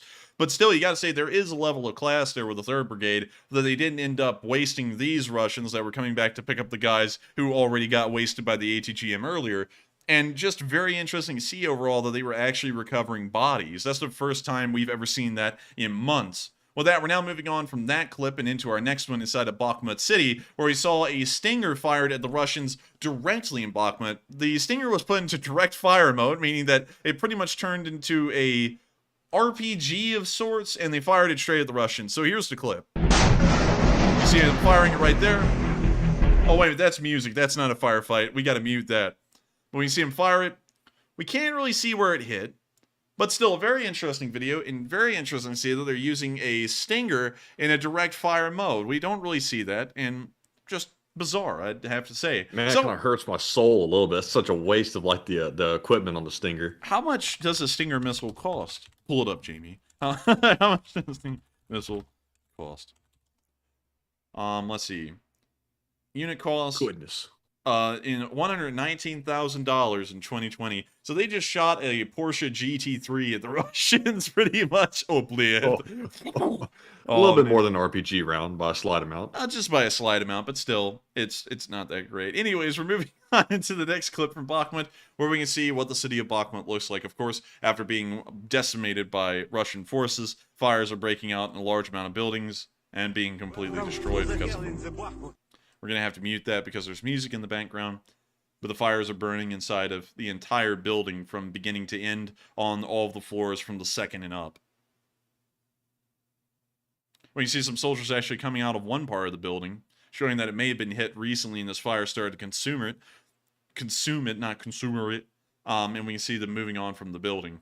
But that's the end of the clip, and once again giving a look at what the city of Bakhmut is currently looking like at this moment, and the kind of difficult battle that the Ukrainians find themselves facing. Although they're holding the line incredibly well, they are doing an unbelievable job, considering that most people and some channels out there actually said that the Ukrainians were leaving Bakhmut about a week and a half ago. Call them out. Call them out. They're still not gone. It looks like they're still holding it, which is not really that shocking to me, because for some reason, over a year and a month, everyone always doubts what the Ukrainians are capable of doing. And it looks like they still know what they're doing, and they're doing it incredibly well. So with that, we're now moving on to the As southern... Zelensky said, the folks that are saying that they're leaving or have left, that's just purely disinformation. It is. It seems to be. And of course, we still have no reason why they're not leaving, because the situation is pretty precarious. Once again, we have to reiterate, this isn't sunshine and roses. This isn't the perfect condition. This is a pretty tough one, but they're still holding it. So outside of that, they're not leaving either. While it is a tough time and a very rough position to hold, they're not leaving it at all. So very interesting to see, and very interesting to know that everyone who was trying to get ahead of the curve a while ago by saying that the Ukrainians were going to withdraw from Bakhmut and they were leaving it, because, you know, there was a channel out there that mentioned that about a week and a half, I think maybe even 2 weeks ago. They still haven't left it. So, you know, don't want to throw this around because, you know, it's a little harsh, but clickbait?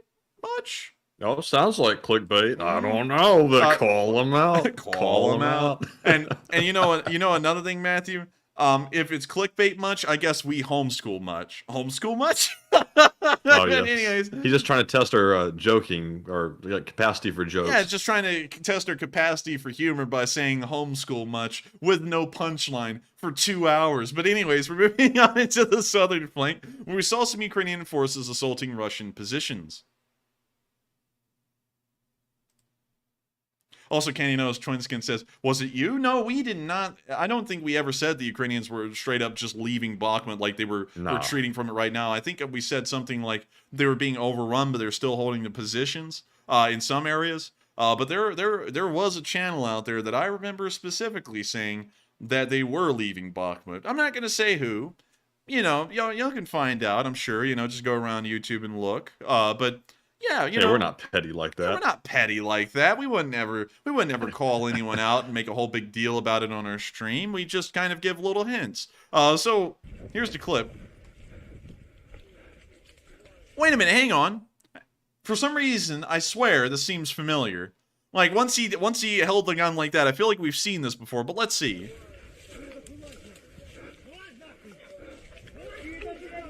You see them moving through the tree line. You see them yelling. It seems like they may be yelling for the Russians to surrender, but now they're firing their rifles. And they're right on a dugout. It's a Russian trench right there. Oh,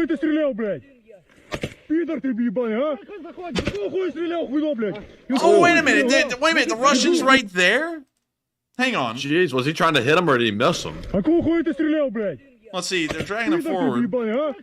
And then the Ukrainian fired over there. I don't know if he meant to, like, fire near him or over there. If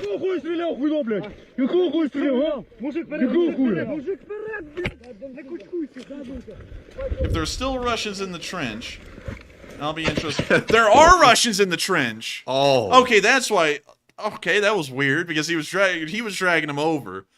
They're firing here.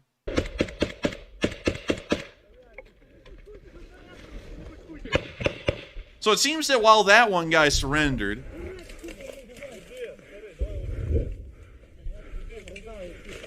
Не відправляти його, не відправляти його нікуди, блядь. You see them still looking through the trench works.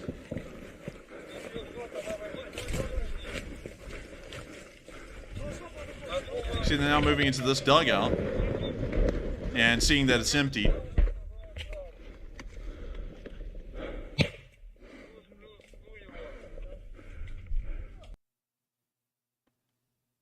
And so with that, that's the end of the clip. Very interesting to see. I gotta say, at the beginning here, I thought that they were doing something similar that we had seen the Russians doing. You know, when they forced the Ukrainian soldier to dance, they started shooting at them. But considering that, from what we can tell, there are more guys in this trench network, he may have been firing at them. I don't know. That one's kind of a little bit of a tough one to call. But very interesting to see that they took on a prisoner. And with that, we're now moving on from that clip and on to our next one in the southern flank. Also, Matthew, I saw someone say, Heather Fitzgibbon asked, you weren't going to show his YouTube thumbnail and talk nasty about him. No, we would never do such a thing. No, we wouldn't do that. We've got better things to do, like report on the war instead of, you know, starting beef with the channels. We've got better things to do, like run fundraisers and save lives instead of petty fights and arguments with people. That's below us. I'll have to say that. But so with that, we're now moving on into our next clip, where we saw forces moving in from the 80th Separate Air Assault Brigade. And so here's a picture of their BTRs moving in. Oh, this one's laden with troops. The back one, not so much. In the next picture, we can see these troops unloading from their BTR and the other BTR in the rear. And then we can see a little Humvee with a canvas top moving on its way to sit there and do its job. So very neat to see. And I've got to say, it's quite nice to know that the 80th Air Separate Assault Brigade is moving in to help out in the area of Bakhmut, and that these pictures are showing that as well. And so with that, we're now going to be moving on. It looks like a lot of people are getting a laugh from that comment that we made a little bit ago, Matthew. But anyways, we're now going to be moving out of the Bakhmut area into, I guess you could say, the greater Bakhmut area of the battlefield. This isn't in the actual proximity of the battlefield from what we can tell, but we did see some artillery in the Bakhmut region firing for support. Firing at the Russians for support. So let me see if I can get this up without having to have this thing say it's been moved to Twitter or some watch. It'll do that. When you see the... Yep, there we go. It did it. Dagnabbit! It's not deleted! They're lying. They're lying. We're going to have to go to this tweet. 1 second, everyone. Why do they do that on every time on Reddit? Whenever there's a like a Twitter clip, it always does that. But anyways, when you see the SPG firing, ну на самих початках війни було страшно. Але це є збудник адреналіну, тому ми про це не думаємо. Ми стараємося якомога найкраще виконати роботу, відпрацювати ціль.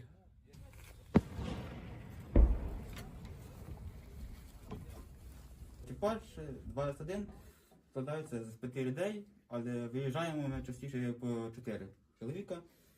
Це механік водій, командир гармати, навідник і заряджаючий. Так. Навідник тут знаходиться. Командир гармати. Oh, wait a minute. I forgot to read the subtitles. 1 second. Let me go back. So, dagnabbit, I'm sorry, y'all. I was sitting there reading them, and I was like, dang it, I'm supposed to be reading them, so hang on. We just don't think about it. We try to do our best to work on the targets. Soviet-made SPG. It's a 2S1 something. The crew consists of 5, but 4 go on the mission. A mechanic, commander, gunner, and loader. The gunner is here. The commander is here. The loader is here, where the cameraman is. The mechanic driver is in the front. We insert it here. We work on command.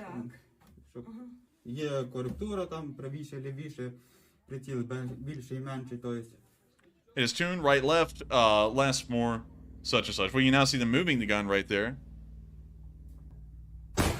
We can now see them firing. Quite a large amount of powder coming out of that one. I discussed it with my wife and kids. They really like the idea of taking a trip in this thing. I have 3 kids. February 25th of 2022, I was already with the brigade to fulfill my civic duty. As an officer, I gave an oath. Thanks to European and international community for support. They understand the disaster that befell us and help us with their own resources. We will work without rest until victory. Glory to Ukraine, glory to the heroes. Now you see it fire one last time.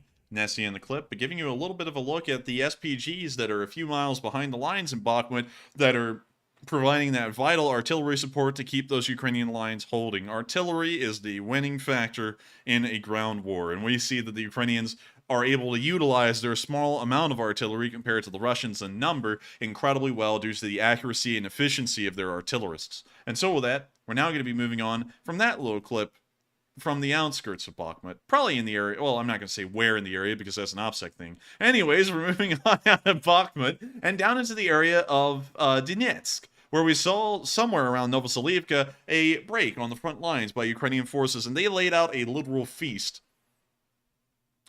This is what the caption calls a lunch break. This is what I would call at my house Thanksgiving. На обід картопля зварена в кілограмі солі, тюлечка з цибулькою, залікою, капуста квашена з гірком і цибулькою. I don't know what that is, but it looks good. Green tomatoes? Are those green tomatoes? They didn't fry them? Why not? Yeah, fry those things up. Put some batter on it. Помідорчики ці. Fry them up. Fry them up. Тьоті Каті. Some kiwi? Кажуть, що це ківі, гаразд, це ківі. Wow, they've got everything. Вафля з цукеркою. Wafers? What the hell, man? Like, what is this, a Walmart? Якийсь там турецький салат. Mixed Та vegetables. лимончик для риб. What What the in the hell are world is... these? Whoa, what is that? That looks delicious, whatever that is. You know, those look like those little bars of soap, those fancy ones you get at Publix, you know? They're like really, really strong scented. They're like goat ones. I think.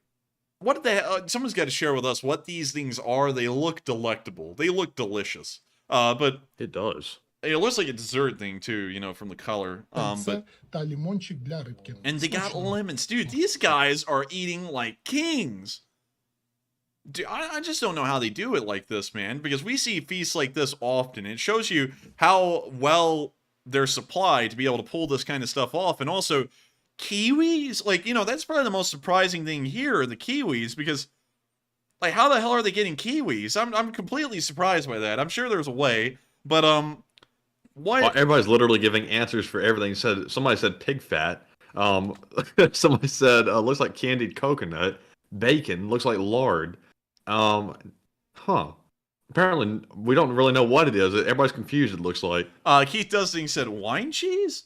Maybe I don't really know what that stuff is. Oh man, it's always funny to me whenever we ask a question and there's like a million different answers. Because if I said something definitively like, "Oh, that's dessert," it looks like small pedophores. Someone would be, "No, it's this," and then everyone would start like, you know, "No, it's that," you know, and there's like a million different things. We don't know what the hell that is actually. Seeing that the live chat is like going in every direction, but still, it's delicious looking. And also 6.5 by 5.5, which I think is Creedmoor, said fatback. It's fatback. So, and then Kim Jones said it's sallow. It may be sallow. I would say it's probably sallow. But with that, we're now going to be moving on from that little clip. Very interesting to see. And moving on down into the area of Marinka, where we saw a firefight occur with some Ukrainian paratroopers in the area. And so here's the clip. There is, interestingly enough, no audio. We can see the Ukrainian troops moving around the destroyed buildings, moving forward. Man, that's a hellscape. That thunderstorm with all the like destroyed buildings nearby. That's crazy. Biddings? The destroyed biddings. Yeah, I had a stroke while I was saying that sentence. It's fine. It's fine, Matthew. I have a stroke like a million times a minute. And then you could go like Dennis go, yes, you do. Yes. That's the end of the clip right there. But you could see the Ukrainian paratroopers in Marinka clearing the buildings out as they have been for nearly a year. And they're doing an excellent job at it. And hopefully they were able to clear them out. We didn't get to see the entire firefight on film, but we did get to see a small snippet. Moving on out of Marinka and on down into the area of Volodar, of course, the battle continues. And what's actually pretty funny, Matthew, I found this to be crazy. I don't know if this person is watching or not, but I actually showed up to one of my classes the other day, and the professor said to me, "Hey, you know, Enforcer." The professor does not call me Enforcer, by the way, just letting y'all know. But he said, "Hey, Enforcer, I saw this really cool article on the phone today before I came into this class about a massive tank battle." And I said, "Oh, really? Where is it?" And he said, "Volodar?" And I said, "Volodar? Oh yeah, we've been covering that for months." I was like, man, he could be getting up-to-date news and information outside of those news articles if only he would subscribe and watch. He may be subscribed and watching now, and if he is, welcome to the Elite Spring Army. But still, that was really cool to me because I was like, that's crazy. We've actually been covering that for months. You know, instead of if you profess that to him about the place, does that make you the professor? Good question. Well, I'll have to ask him that when I go back to the class. No, don't ask that. Don't ask that. No, I'm sure he'll be fine. I'm sure he'll be fine. He'll only fail me in the class. But with that, we're now moving on into Volodar, where we saw the 72nd Brigade taking some shots at the Russians. Man. And so we can see where this happened. It looks like it happened outside of Mikilske, east of Volodar. We can see the tank smoking, cooking.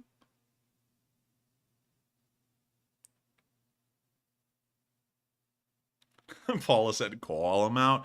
Call him out." No, I don't want to. I don't ever call out anyone's names that are not mine or Matthew's that I know in person, because I don't know if there are like crazy people out there that would try and get them or anything. So I want to make sure that they, don't have their information talked about unless they want it talked about. But anyways, we can see the tank explode right there in fiery fashion. Angry Penguin said, "Look into my eyes.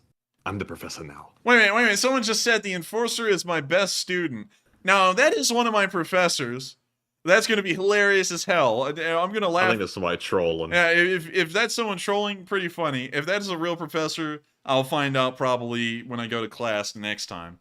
But you see the tank burning and roasting right there. Now see the Russians carrying off the wounded after the tank got roasted. See him carrying them off and away. And with that, that's the end of the clip, but pretty interesting to see.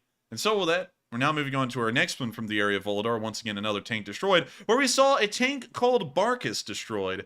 This is a stupid name to name a tank, or anything for that matter. Never name your kid Barkus. Imagine how badly he'll be bullied in school. Like, come here, Barkus. Hey, Barkus, you idiot. But anyways, let me mute that. But anyways, we can see the bomblet being dropped on top of the tank, exploding on the turret. We can actually see some smoke coming out of the engine bay, showing that the engine did take damage. We now see the tank trying to move out of its position, still being harassed by the drone. You see it being hit again on the engine bay. It appears to actually be a T-80BV. You see another grenade being dropped on top of it. More smoke coming out of the rear. Wait a minute. Wait a minute. This is the video from the other day because the engine smoking is about to get abandoned. The first part of the clip, it was a little new because I don't think we ever saw it getting hit there at his original position. I think we just saw like about the last 10 seconds of it yesterday. So this is actually a repeat. Sorry about that, y'all. It's an old video from the other day. So we're going to be moving on from that one. But once again, that tank was lost yesterday. And if you want to see that clip, you can go to yesterday's stream and click on yesterday's map. But with that, we're moving further down the southern front to the area of Molnivka, where we saw some Ukrainian positions on Foya. And Paul Bad said, definitely wouldn't want to admit being the Enforcer's math professor. Oh, hell no, you wouldn't. That's a terrible thing. That gets your teaching acumen thrown out the window. But anyways, here come some helicopters. They're Ukrainian helicopters firing off their rockets, popping off some flares. And this is very interesting because we got to see what happens to those flares when they hit the ground. They just start fires. We hear another helicopter firing off its rockets. We see the fire starting to burn up there from the flare, which was piping hot when it hit the ground. And now we can see some Ukrainian soldier going up there and seeing about putting it out. Туши давай, блядь! With that, that's the end of the clip, but giving you a little bit of an idea of what those flares actually do when they hit the ground, because I've been wondering about that for a while. Like, what the hell happens when these things hit the ground? Because they're burning hot, and now we see that they actually do cause fires, so that's actually really interesting to see. And Joseph Sika's here! Hey! And so with that, we're moving on from this clip and on further down the southern front to the area around Vasilivka and Shiroke, where we saw the Ukrainians hitting a Russian BMP.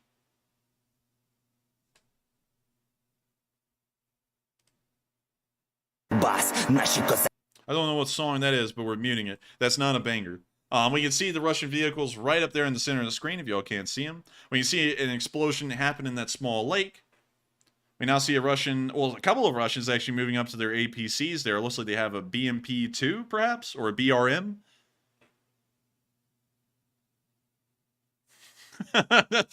And now we can see an air burst hitting in the area. It looks like it may have gotten some infantry. And also, it looks like they're now scurrying away. So with that, that's the end of the clip. And Dale actually told Manchester Sky Girl, no math, the Enforcer melts. I actually do melt. I lose all my processing power for the rest of the night. So unless if you want the stream to end early because I have a mental, like a brain meltdown because my brain overheats from trying to do a simple math equation like 2 + 2, don't ask me to do math because it will always come out almost every time wrong. Every single time. So with that, we're now moving on from the Vasilivka news and the southern front as a whole, and moving on into the area of Dnipro, where, once again, to revisit the missile news today, we saw an explosion occur in Dnipro.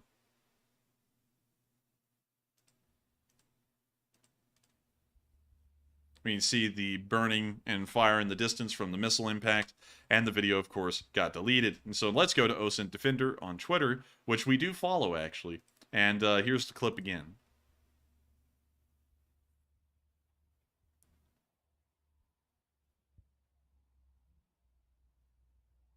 So you can see the fire there burning and blazing. And with that, that's the end of the clip. Once again, a sad reminder of the terrorist attacks that the Russians are pulling off on the Ukrainian citizenry across the country and trying to make them pay for a war that the Russians started. We're now going to be moving on up to Kyiv because we have covered every single bit of frontline news that we've been able to find in video and picture evidence today. And so without further ado, here's the speech from President Volodymyr Zelensky on day 379 of the war. And this one's actually long enough to get a snack, Matthew. So that, here's the clip. Бажаю здоров'я, шановні українці. Провів сьогодні кілька нарад щодо наслідків масованого удару по нашій інфраструктурі. Чергове намагання держави-терориста воювати проти цивілізованості призвело до тимчасових відключень електрики, тепла, води у деяких наших регіонах і містах. Російські ракети сьогодні забрали життя 6 українців. Мої співчуття родинам. Відновлювальні роботи на енергооб'єктах тривають увесь день. Найскладніше – Харків, Житомирщина. Не просто в Одесі, Дніпропетровській області, в Києві, в Запоріжжі. Ремонтні бригади, енергетики, місцева влада, центральна влада – всі працюватимуть стільки, скільки треба, щоб відновити подачу енергії містам і районам, де зараз проблеми. Я дякую усім, хто працює заради цього. Ми вже показали, на що здатна Україна, і скільки б Росія не робила підлостей, наша держава і народ все одно не будуть у кайданах. Ані ракети, ані звірства Росії в цьому не допоможуть. Я хочу подякувати сьогодні усім воїнам наших повітряних сил, особливо 138-й Дніпровській, 160-й Одеській та 208-й Херсонській зенітним ракетним бригадам, які відзначились у захисті від цього російського нальоту. Дякую вам, воїни. Дякую усім світі, хто усвідомлює, наскільки важливо дати повний захист українському небу. Усім, хто готовий нам допомагати в гарантуванні нормального життя людей. Говорив сьогодні з президенткою Єврокомісії Урсулою фон дер Ляєн, зокрема, про енергетичну підтримку України.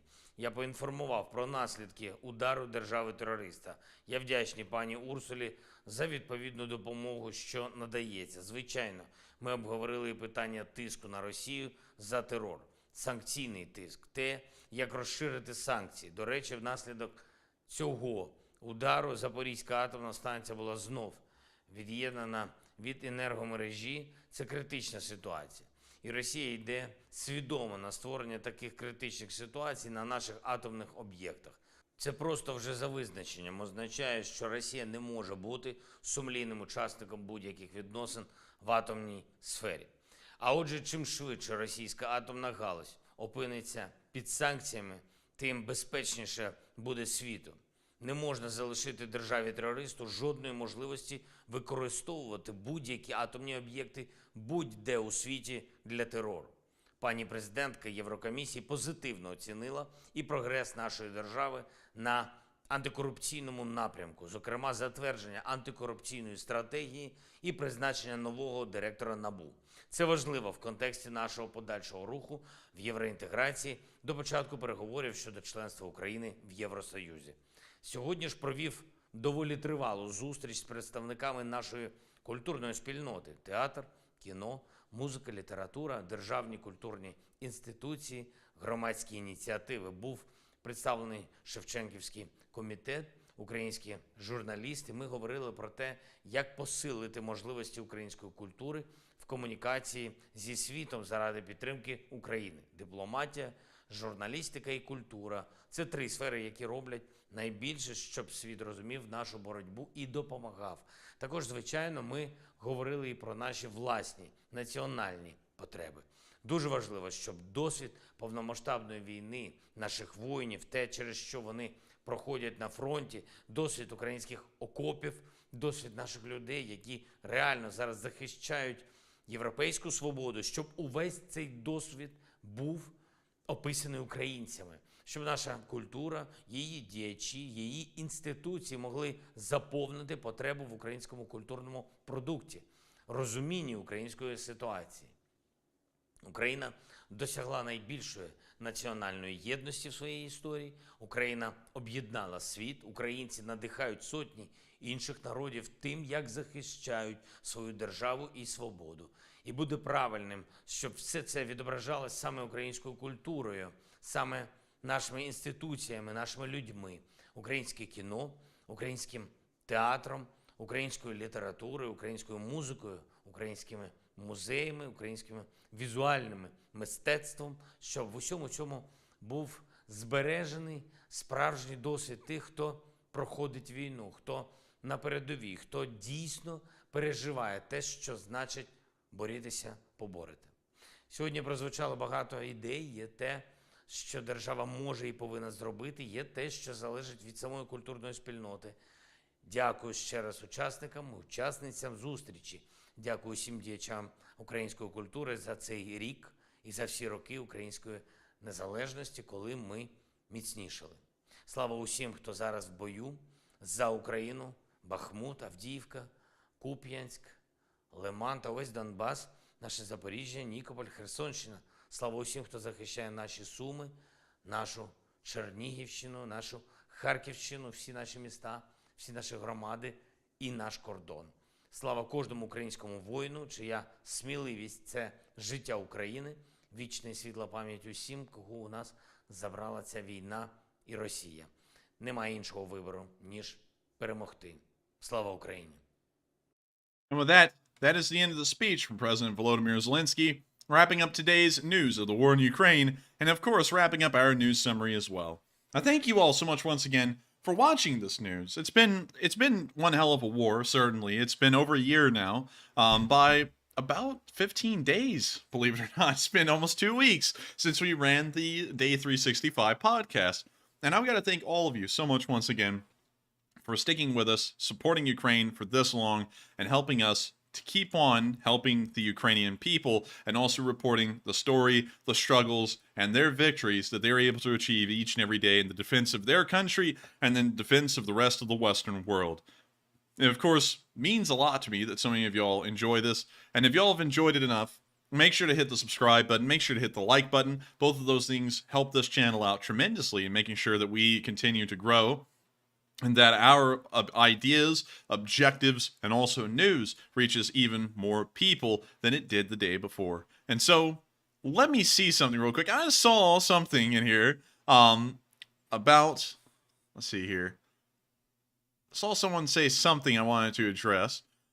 Dag nabbit, where is it? Let's see, Knight, Forcer, dang it, I can't find it right now, Matthew. There was something in the live chat, though, that I was going to try and address. Sadly, I can't. Oh, wait a minute, wait. I actually was trying to find someone, Matthew. Yep, he's still here. Jean-Luc Sills. Jean-Luc Sills. You know where I'm going with this, Matthew. Yes, I do. We went to our P.O. box today, and we opened it up. And inside was a little box from the Post Office of Canada. And so we sat there and we opened it. And lo and behold, Anthrax spores came out. Just kidding. Lo and behold, Jean-Luc Sills, a longtime channel viewer, longtime channel supporter of ours from French Canada, sent us a delicious little can of maple syrup from his farm. Really cool stuff. The best stuff. It is maple syrup straight from the source, like dripping right out of the tree. And I gotta say, Matthew, when I was eating that stuff, I felt like I had drip.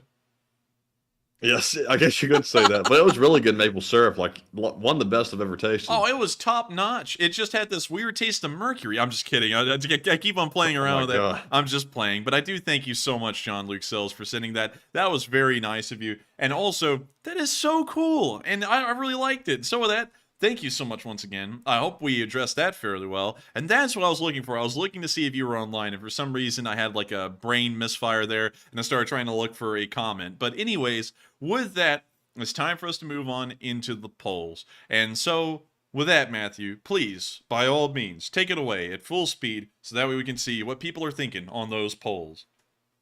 All right. And Y'all wouldn't believe it, but we have 4 polls to address. It always seems to be about 4 during the final question segment, and we have 4 this time. And the very first one says, the IAEA director, which is the Atomic Energy something, I can't remember the exact what it stands for, but the director says, one day our luck will run out regarding the Zaporizhzhia nuclear power plant, and what are your thoughts?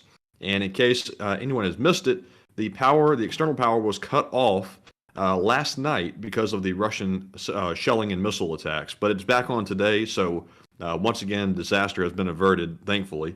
It looks like 84% said I agree with them. It seems like it's an impending disaster. 10% said unsure, 3% said, it's not that serious, and 4% said I disagree, it will be fine. And I have to agree with the guy. He is an expert on it, and also just from a common sense perspective, that is a very, very risky and dangerous that power is being cut off whatsoever to the plant. Because even though the reactors are shut down, they still require some power to cool everything and also to conduct monitoring.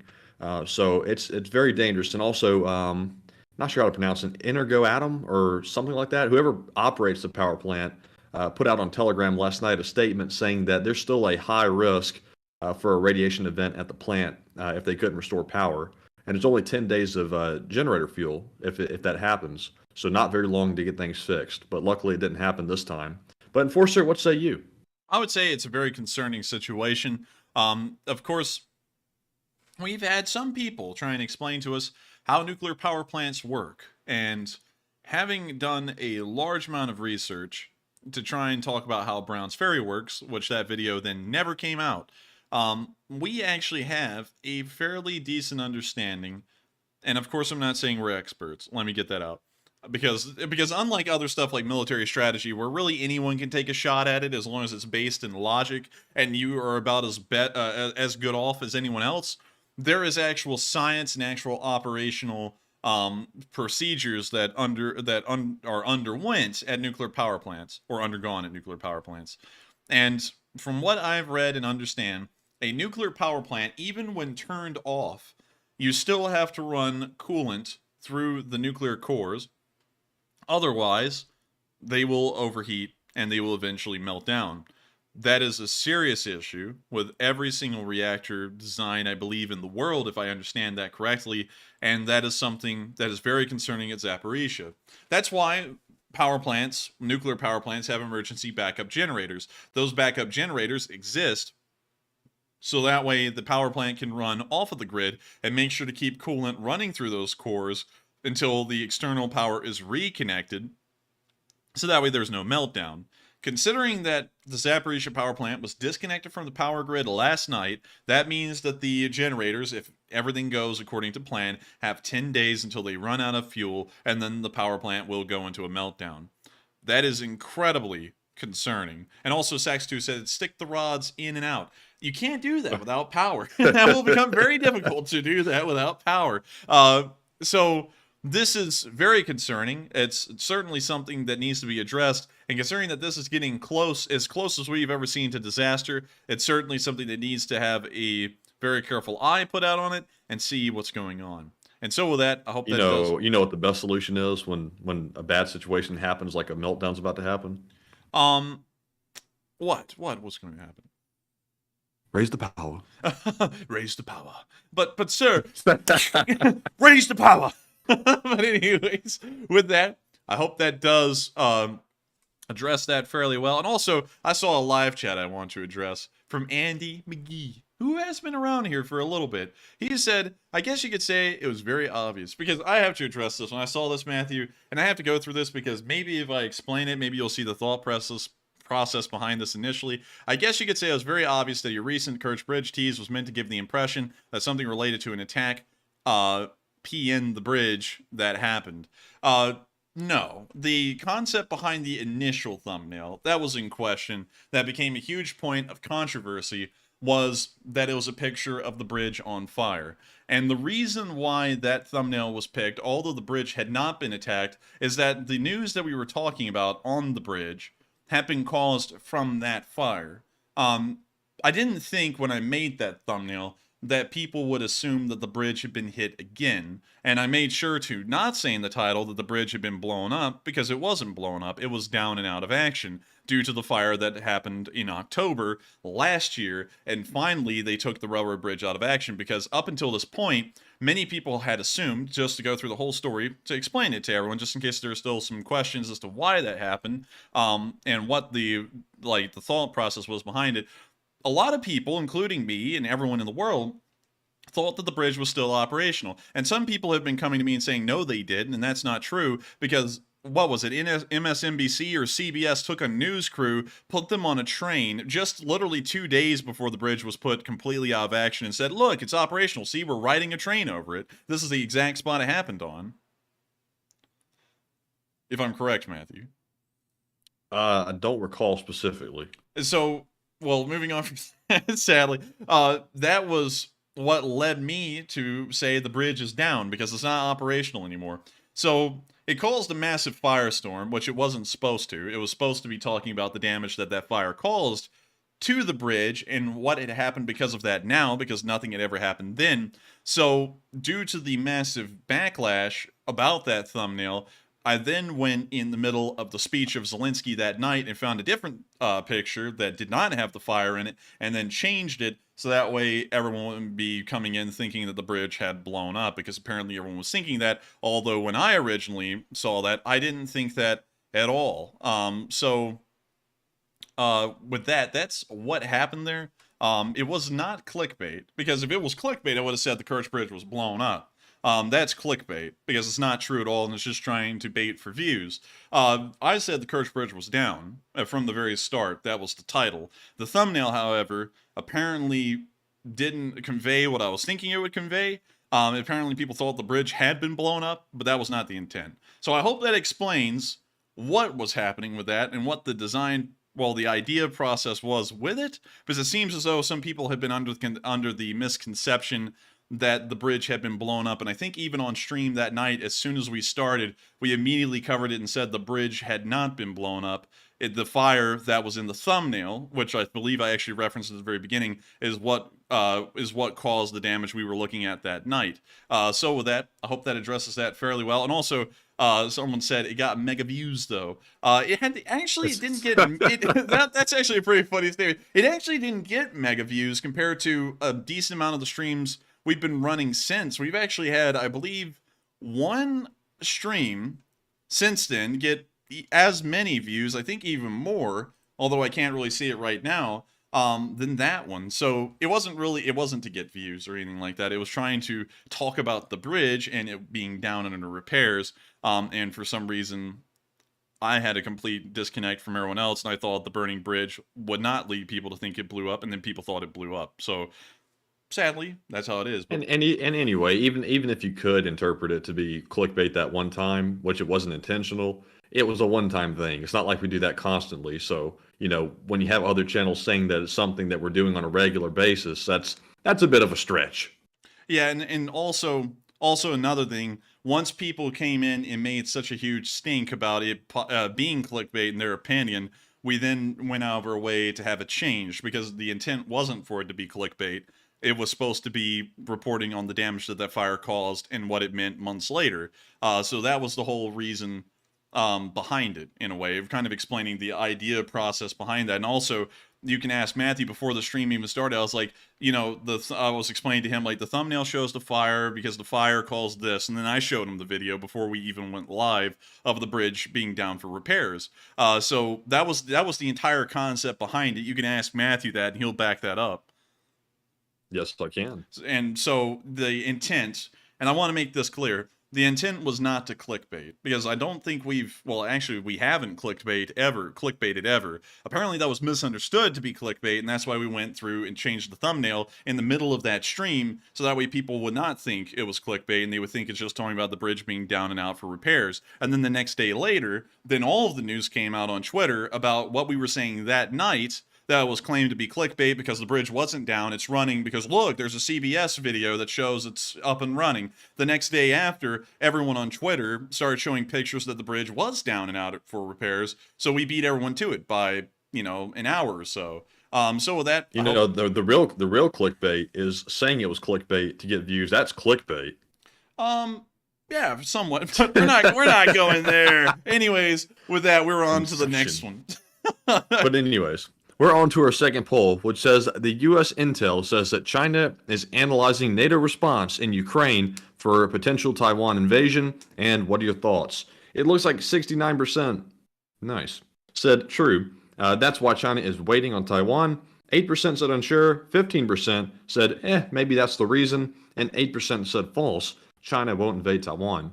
Now, with China expressing the sentiment that they really want to have Taiwan, they want to, quote unquote, reunify it, I think that is why China is waiting. I think they're waiting to see what exactly happens in Russia. They're a little rattled seeing what's happening to that country because they see Russia is really struggling and the entirety of NATO is allied against them, and China does not want that to happen to them. So I don't think they've totally gotten Taiwan out of their system yet, but they're slightly deterred by what they see. But Enforcer, what say you? Oh man, Taiwan's never been out of their system. It'll never be out of their system. The People's Republic of China have been trying to finally conquer the Republic of China ever since the end of the Chinese Civil War in 1949, and even before then. So I would say that it's certainly something that's not out of their system. It's just that it's died down again. Because if I pull up this, for example, the 1960s Taiwan Strait crisis, you'll see that a similar incident was happening way back then. This is actually the second Taiwan Strait crisis, and the second one happened in 1958, less than 10 years after the end of the Chinese Civil War. So that shows you how often this is a reoccurring theme throughout history, that they're always trying to take Taiwan eventually. It's just that it never has happened yet. It hasn't happened yet since 1949. Will it happen now? I've got to be honest with you, with the historic trends, in my opinion, I would say no, because this has happened so many times, and so many crises have evolved and died and rekindled themselves over Taiwan that I just don't see it happening. But that's just my opinion. Maybe this time it will be the moment that it happens, because unlike any other time in history, China actually has a growing military that is somewhat capable, and also a large amount of an economic base. And they've never had either of those things before, although that's starting to wane already. So that may be changing the situation with Taiwan. But with that, I hope that addresses that poll fairly well, in my opinion. And with that, we are on to the next one. All right, and our next poll says Ukraine says that Russia is now launching attacks on multiple fronts, not just in Bakhmut. And what are your thoughts? 62% believe that it's going to be short-lived on Russia's small little attacks on multiple fronts. It looks like 9% said unsure, 10% said the Russian offensive will be mild, and 19% said it's going to require a lot from Ukraine. And I think it's going to be short-lived.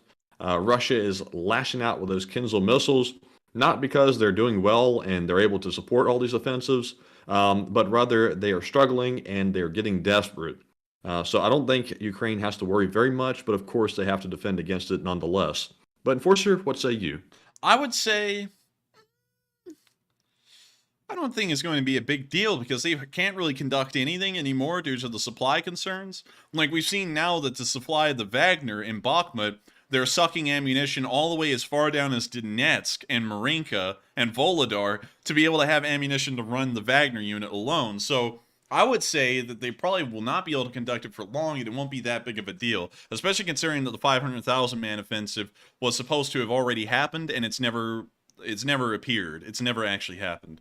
So with that, I hope that does address that poll, in my opinion, fairly well. And with that, we are on to the next one. And we have one more. And the last one says, Ukrainian intel says that Russia is preparing a quote-unquote large-scale provocation on the Belarusian border. And what are your thoughts? 44%, which is the most popular option, said, this again, nah. 13% said unsure, 22% said, if Ukraine says so, it's likely true, and 21% said, it's likely real intel and serious.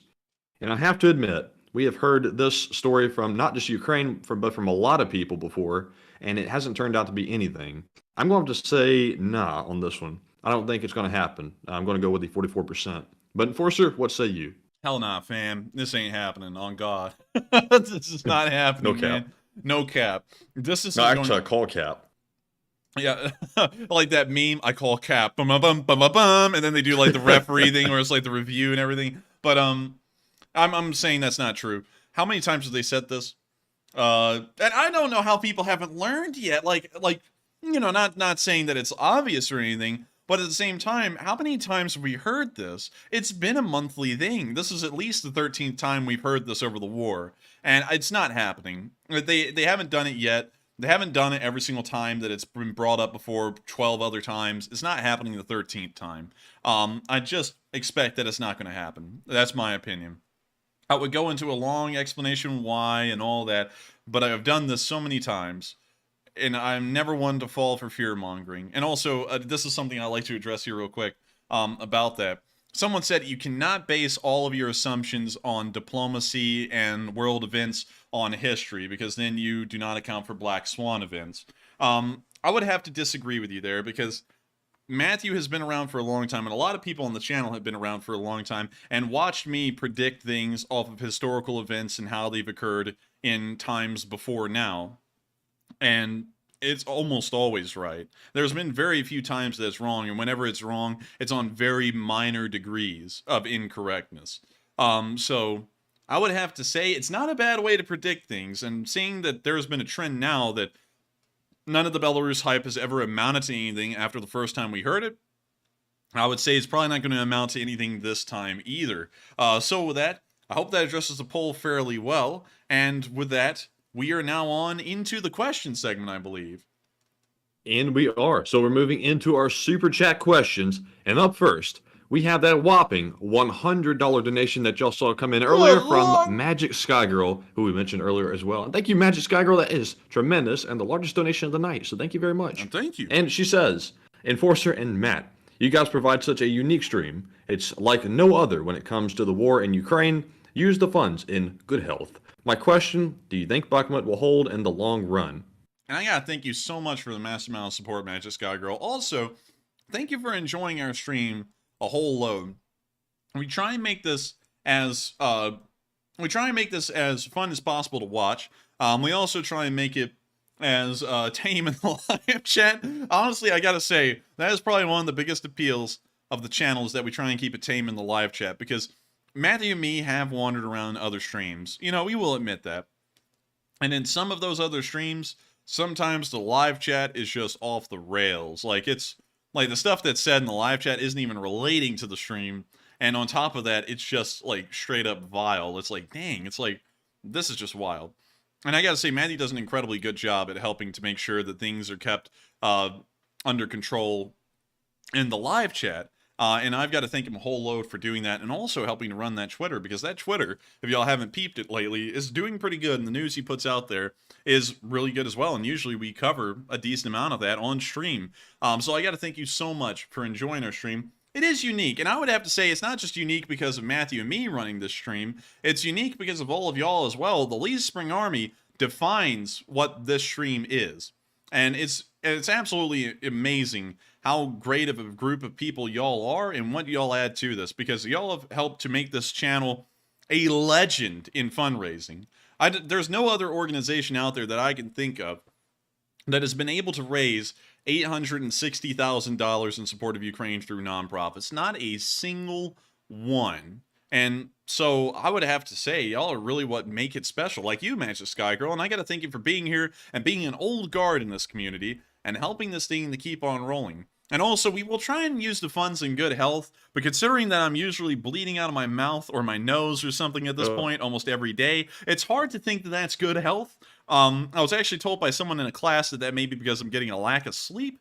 I don't know if that's like just a kind of like a wives' tale or something. I'm not really sure. May not be. I don't really know. But still, hopefully I will be able to use it in good health. And also, thank you so much once again for hoping that we will be in good health.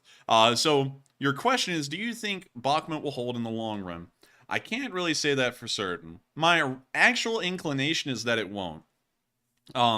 Because it's in a very precarious situation right here. And no one can really say that this is an optimal front line. The Russians do have two prongs that extend to the westward side of the town. And if they ever are able to conduct a breakthrough there, they will make it and into a siege, and they will encircle the Ukrainian forces found within the city.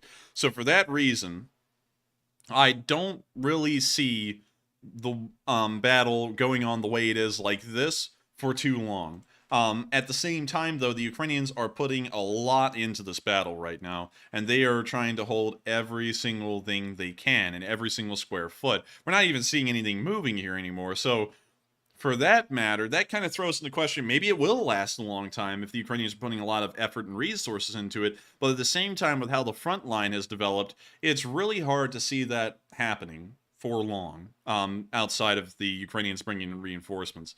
So I've got to be honest with you, it's a coin in the air right now. It could land on either heads or tails. The Ukrainians could hold this thing forever, or the Russians may take it in a matter of weeks. So I hate to give you a cop out like that, but it is really neck and neck right now with what this may turn into. But with that, thank you so much for the support. I hope that does address the comment fairly well. I would be very surprised to see it hold out, and I think that will really make me laugh, because I have to show you all this video. Let me go over here and pull up the link and everything. Let me go get it on my second screen. Let's see here. There's a... Okay, here's the video. So let me go view on YouTube. Why will the Russian... Okay, so there's this video I put out 3 months ago. This video was put out on December 5th of 2022. So, let's see, January 5th, February, March. So yeah, it was 3 months ago now. Over 3 months ago. Look at the front line. Look at this front line, Matthew. The Russians have hardly made it anywhere from December 5th when you really look at it. Yeah, like I posted some kind of like GIF or infographic on Twitter. They have literally been moving this little front right here, inch by inch, to Bakhmut and like wherever the city is here, like for over a year. And it's hilarious. It's the saddest thing. And so here are the comments, because, you know, I don't delete all the comments, you know, because I don't really read a lot of these, but these are always funny to me. Like this guy right here who's a Russian. LOL, you were saying? Those 33 Ukrainian Bandera brigades that are getting torn to shreds as they flee Artyomsk sure are tasty. You Russophobia blinds you from reality, Amerifatty. Amerifatty. Oh, that's a new one. Put that on a shirt, man. You put that crap on a shirt. Go home. You're an armchair. This bot needs a pay raise for that one. Yeah, that one. This was genius. I mean, okay, hang on. Now, of course, we love to smack around a Russian bot. I'm actually going to pin this one because that is the funny... Wait a minute. I already pinned the comment. What? Don't do that. Well, it's the funniest thing ever. I think this is hilarious. You're an armchair general who knows nothing. Time continues to prove everything you ever say wrong. But it doesn't. 3 months later, ... Aged like milk. Almost most mock book. Anything else? What now? That's actually from Lucas Demars. This is why it's almost a mistake to make commentary when you are clearly biased. Haha, this didn't age well, did it? But wait a minute, hang on. Y'all see how the comments are still flowing in at actually consistent rates? That's the funniest thing. Let me go all the way back.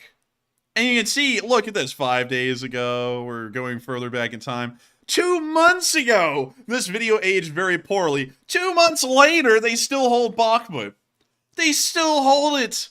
This guy said the Russians are already in the city 2 months ago. They still haven't taken it.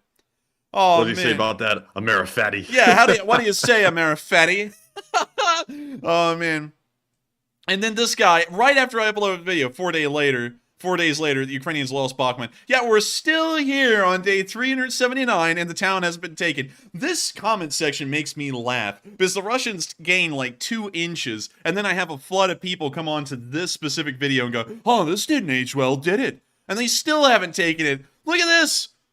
Wait, hang on. This guy actually has something good to say. Thank you, 900. Let's see. Wait, Activista said, so wait, now you're a homeschooled fatty. Oh, man. Homeschool much, Amerifatty? Let's see. Let's see. Modern day Dien Bien Phu. I don't see that. This feels clickbaity. We were getting that 3 months ago. But let's see here. If there's no, let's see. It's Russia. What the bullshit? What's it's a singular one. Let's see here. And thank you, Richard, for that support, by the way. Yes, That's thank you, Richard. Thank you so much, and welcome to the Lee Spring Army. let's see here. What the F is a chicken tender? That was when it was a big part of the battle, the chicken tender. That's a fair question. Let's see. So it looks like all of the ones that the comments that came out right after the video was uploaded were actually all positive. So somebody says a non-American, what's a chicken tender? Oh man. But anyways, as you can see here, this comment section gives me a huge laugh. But this, I gotta tell you, man, we got to do something for Amerifatty because that's the funniest thing. I'm gonna get, you know what? I'm gonna heart that bot because that was genius. Actually, I haven't heard a roast like that before. And you know, while we usually don't give bots a lot of credit, Amerifatty is hilarious. I find that to be funny. I'm gonna have to put that one down in my notebook and make sure to keep track of that one. So with that, we're gonna be moving on from that. But still, as you can see, this has been a point of contention for months on end, where people come to me and they go, "This didn't age well, did it?" And I don't know if they will be able to hold it forever, but it looks like they will be holding it for a while. And also, long live the chicken tender. It may have been taken now completely by Russian forces, but for the longest time, it was a source of inspiration in the Battle of Bakhmut and an area of incredibly heavy fighting. And so with that, it's not the chicken tender who looks at you, it's you who look back at the chicken tender that decide how important it is in this war. And so with that, we're now going to be moving on to the next one, but thank you so much once again for support, Magic Sky Girl, and I hope I addressed that fairly well. All right, and up next, we have a $42 donation from Richard Agur, who says, "Keep up the great work, guys, and I appreciate your updates. Way better than we get news in Oz." And thank you so much for the support. I think he means in Australia. And I thank you so much for the support, Richard. That means a lot to us, and it's helping this channel keep on running. And I thank you so much for enjoying the work we do. We try and make this the best we can. We try and make the news as accurate as possible, as interesting to watch as possible, and we never wanted to get heavy on y'all. And on top of that, there are soldiers watching, like from the 231st, which are going to be getting something special here soon, but we'll tell y'all more about that after it's all said and done. But still, we always want to make sure it's light for the soldiers for certain, because while there is, you know, of course, soldiers are a small percentage of the stream, they watch this stream for a bit of comic relief with what they're having to deal with on a day-to-day basis in their lives on the front line. And it's good to know that we are able to bring a smile to their face about the entire situation and keep their morale up, and also keep everyone else's morale up while dealing with this incredibly terrible and dreadful war, which is truly a terrible situation, but nonetheless, we're able to make it to where people can process what's going on. And so I got to thank you so much for appreciating our updates and our news, and also I thank you for saying it's way better than the news you get in Australia. I would have to say, you know, and this isn't a high bar to reach, but we are way better than American mainstream news, because, you know, if y'all haven't been paying attention to what's happening in American mainstream news lately, I'm getting a laugh out of it all, because, you know, I was sitting here on this channel, Matthew, remember way back in the day, saying, you know, don't watch mainstream news, because they get paid to say things. They get told to say things. They just say whatever they're paid or told to do. And now it's coming out with one of them specifically, that they were being told exactly what to say, and it's not exactly what they even believed as reporters. But with that, You know the like the confused looking dog face that one reporter likes to give. Yeah, I've noticed that he's kind of having a hard time keeping up that confused dog look these days. Oh man, you know, he seems a little uncouth for some reason. He does seem a little uncouth. That you know, I thought he was a, you know, I can't get into it much at all because we can't even talk about news reporters, because news reporters themselves have almost become political figures these days. But one thing I can say is that the news that came out on the one news network we're talking about, and you know, and everyone's about to start hitting on them heavily and acting like they're the only one out there. That is what every single one of them is doing. They just haven't lifted the veil on, say, CNN or MSNBC, because Fox is the one that's getting it right now, and they're getting blasted. But if a lawsuit happened like that under a similar situation for something entirely different for a company like, say, CNN, you would see the entire veil get lifted on them as well, and you would find out what they're doing is peddling pure crap to get ratings for ads. They both peddle to different groups, and all they're doing is they're just trying to get AdSense money. And everyone, really honestly, it's also, please don't make it political down there, because I saw someone saying something about a political party. We don't try and get political on here about this, and this is something that we like to talk about and laugh at, because I've always been saying don't trust the mainstream news from anyone, and it's actually coming out specifically about a specific news organization. What they were saying wasn't really anything at all, and it's kind of hilarious to me. It really is. And of course, I'm just saying, give it time. Just give it time, everyone. You'll see it happen to every single news organization out there. It'll probably be years, but you'll see it, and you'll be sitting there going, wow, the enforcer was right. These people are just full of crap, and they just say things that they're paid to say by their company. So with that, also, it's fine. You know, one day when we're out of law school, the case that Dominion has against Fox is the case that I hope I come across one day, because they're probably going to clean up on that one. Oh man, it may, you know, I don't know. It may wipe the floor on them, because, you know, there was another one actually that wiped the floor on CNN because they said some stuff that was straight up defamatory. You know, really, honestly, when you think about it, over the past maybe 6 years, every single news organization out there has been sued for their shirts or something similar for something they've done or said that was completely either slander, libel, untrue. You know, it's crazy. And also, the Ukester said there are still professional journalists in the mainstream media. Very few and far in between. I'll say that.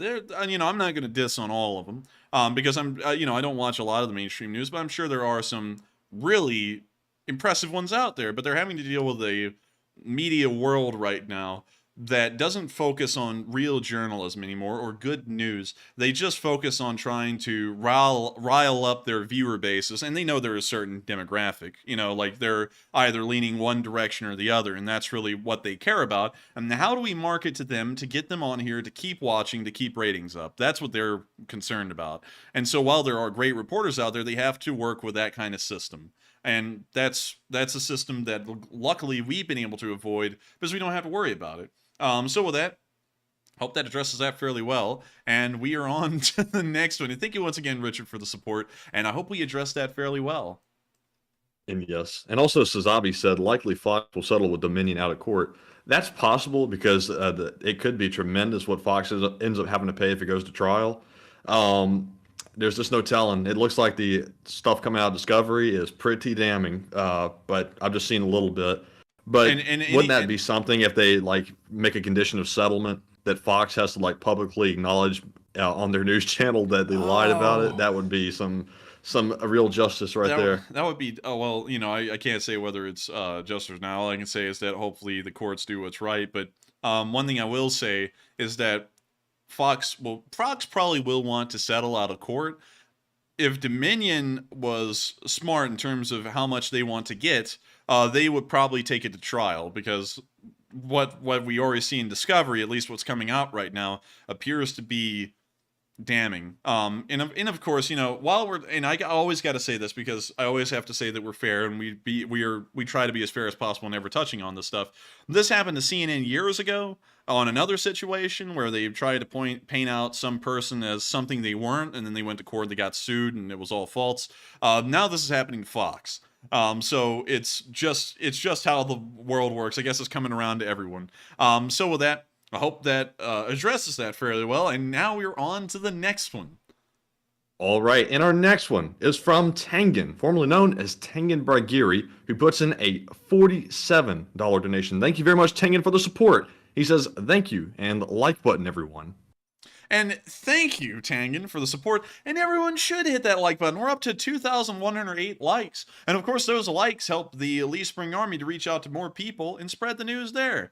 And so, with that, thank you so much once again for the support, Tangen. And also, I hope y'all hit the like button. I hope y'all do, because it's been a good stream. You know what I mean? And so with that, we're on to the next one. And thank you so much once again for the support. And I hope that addresses that fairly well. Also, JJ actually said someone, and I just remember they actually, I think, sued CNN for saying stuff about them that wasn't really true. But I was actually talking about someone else. I forgot their name, but they also sued. But as you can see right there, you know, the news just kind of says whatever they want. And most of the time, it's so untrue, and they're misguiding people on these channels, you know, both on one side and the other, because CNN and Fox are about as far opposite as you can get from each other on the news spectrum. They both just say crap that is so false just to get their viewer bases riled up. that they will risk pretty much slandering and libeling entire companies or individuals just to try and keep their ratings up, which is pretty wild. But anyways, we're on to the next one.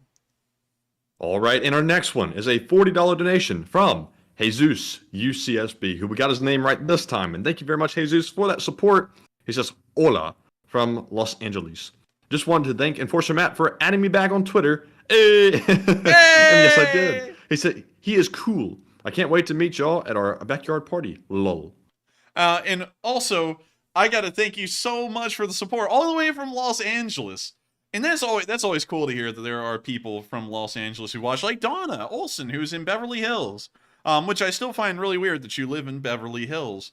And also, I just don't know. I don't know. Like, that's just weird to me because I never actually thought we'd have people watching from Beverly Hills, because the Beverly Hills is like this fictional place for most of America. Like, it really doesn't exist except for in like TV. But it actually does exist. It's weird. Anyways, moving on from that. Really cool to hear that we have some more viewers in from Los Angeles tonight. And I thank you so much for enjoying the stream and helping us to keep this thing running, because without your support, it wouldn't be possible. And so with that, thank you so much once again. I'm glad that you're enjoying it. And also, it is cool to hear that Matthew adds you back on Twitter. We try and add folks back on per request. We don't want to follow back everyone, but per request, we do try and follow back. And so thank you so much once again. I hope you did enjoy that. And also, long live the Lee Spring Army. Also, we need to find some way, Matthew, for Twitter accounts that are Lee Spring Army soldiers to find a way to identify themselves, kind of like NAFO does. So that way we have like a real, legitimate, physical Lee Spring Army presence beyond the account itself. Put in hashtag LSA. Yeah, put in hashtag LSA here forward on everything on Twitter. We'll probably make an announcement on the Twitter about that to try and start making the Lee Spring Army community much more pronounced on Twitter. But with that, we are on to the next one. And thank you so much once again. And hello to the Lee Spring Army all the way out in Los Angeles. That would be pretty cool, by the way, because if you can get enough people saying hashtag LSA at the same time, you'll pop up on the trending tab on Twitter, and everyone, like everywhere, will see it. That would be cool, wouldn't it? And then the bots will come flying in a horde, and then we'll get a whole bunch of... Yeah, it'll be cool. But with that, we're on to the next one.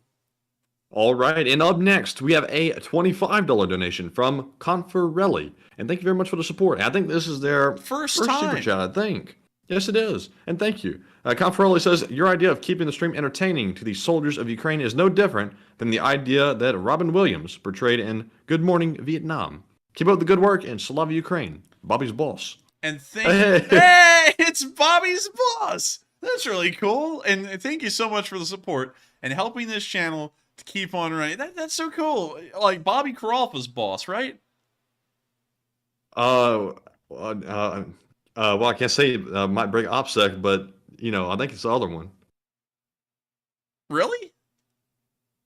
I mean, I can't say anything about breaking OPSEC, but I think so. Oh, hold up! Wait a minute! Hang on! Let me check with him. Let me check with him. The enforcer's forgetting his own people. No, I'm not. No, I'm not. Because there's so many Bobbies in here. We have like. Oh, 1 second. Is your boss in my live chat?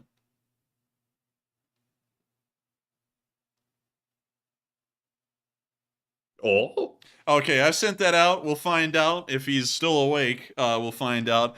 I won't say though, but that is still super. If you are that Bobby's boss, that is super cool. And also, I got to thank you so much for the support and saying that it is similar. I've actually gotten that comparison before from someone in real life, and it's really weird to think that he said Enforcer Matt's correct. Oh, that is it's so good to meet you, Bobby's boss. Yeah, Bobby's boss. I haven't met him in real life, but it's good to meet you. Oh man, Bobby, I got a story to tell you. And if you've ever known Bobby and me, wait a minute, hang on, y'all, hang on. I gotta get my. All right, so there we go. Now Bobby knows. Bobby knows. Oh, that's so cool, man. That's made my night right there. If anything else hasn't made my night, that's made my night right there. That's so freaking cool. But yeah, I've actually gotten that comparison before in real life at college. That it's like Good Morning Vietnam in a way, with how we try and keep up a positive tone. And it seems to keep a lot of Ukrainian soldiers really happy that find this channel. We've had entire units send us pictures of them posing for the camera, that they send to us and say, hey, our entire unit like sits around an iPad or a phone and watches the stream when it's on or after it's on. And we just got to say, we thank y'all so much for doing it. We enjoy it. It means a lot to us. And that's really what keeps us in a positive tone, because those guys, they're dealing with hell on earth, and you know that's got to be tough to deal with. And obviously they don't want to get on a stream and watch a sob story about everything they did today, because then that just makes it even worse. They want to hear about all of the funny things that have happened in the war, or hear things in a laughing light, like what they're doing to the Russians and things like that. I mean, hell, the 231st Battalion liked it so much, they actually sent us flags, and right now they're talking about sending us a patch from a captured Wagner soldier that they were able to get. So, you know, I mean, yeah, and I actually didn't tell you about that, Matthew. Yeah, they actually caught a Wagner guy, and they're possibly going to be sending us his patch, so we're going to get a Wagner patch. But still, it means a lot to me that we are able to let the few soldiers that watch this channel enjoy what they're watching instead of listening to a sob show, because I know they don't want to hear that. They want to hear that what they're doing is good, hear a little bit of laughs and jokes about what they're doing, and then get back at it the next day. And I think that is one of the most important things that we contribute on this channel. And I guess in a way we kind of are like Robin Williams' Good Morning Vietnam. And so thank you so much once again for the support. I still think that is so cool that you're Bobby's boss. I never thought Bobby's boss would be here in the live chat. It's a small world after all, Matthew. I was actually told that when I said, Bobby, I have a story to tell you, that you were laughing somewhere in that office. And I didn't know that you actually started to watch this stream apparently fairly well. And so thank you so much once again. I hope that addresses that fairly well. And we are on to the next one. But thank you for joining the Lee Spring Army. And also, I hope you intend to stay. And so with that, we're on to the next one.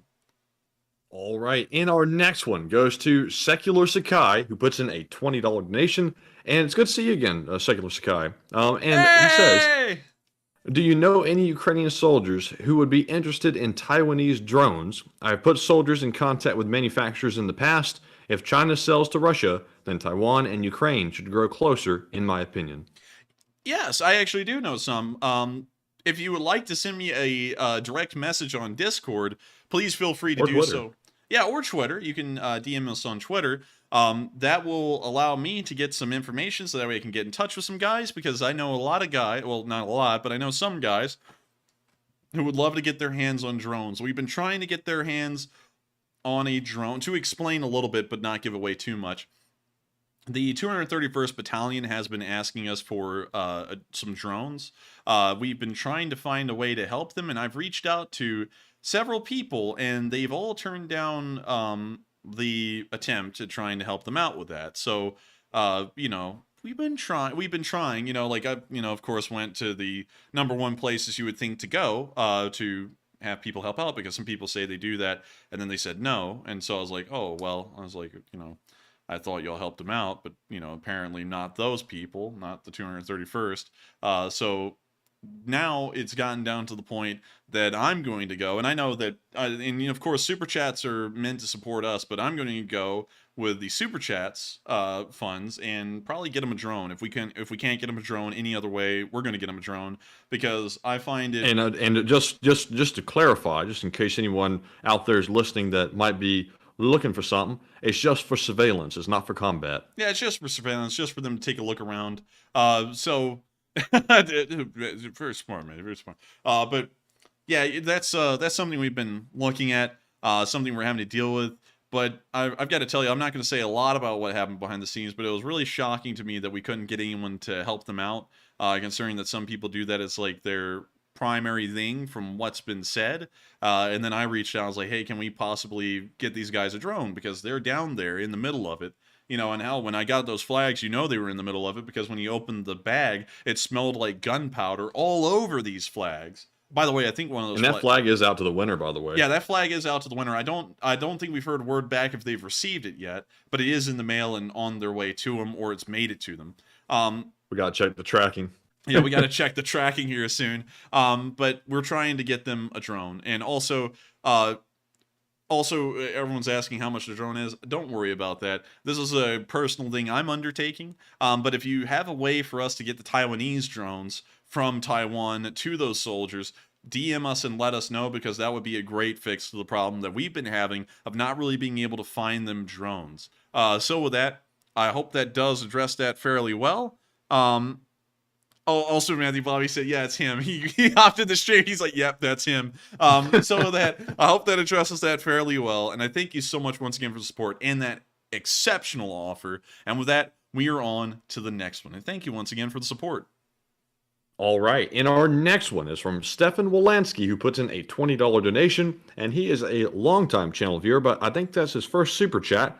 And he says, I'm a longtime viewer, but this is my first time super chat. So he said the exact same thing I just said. He said, keep up the good work. Slava Ukraine, and Bunker Rats stuffed toys in the Enforcer store, please.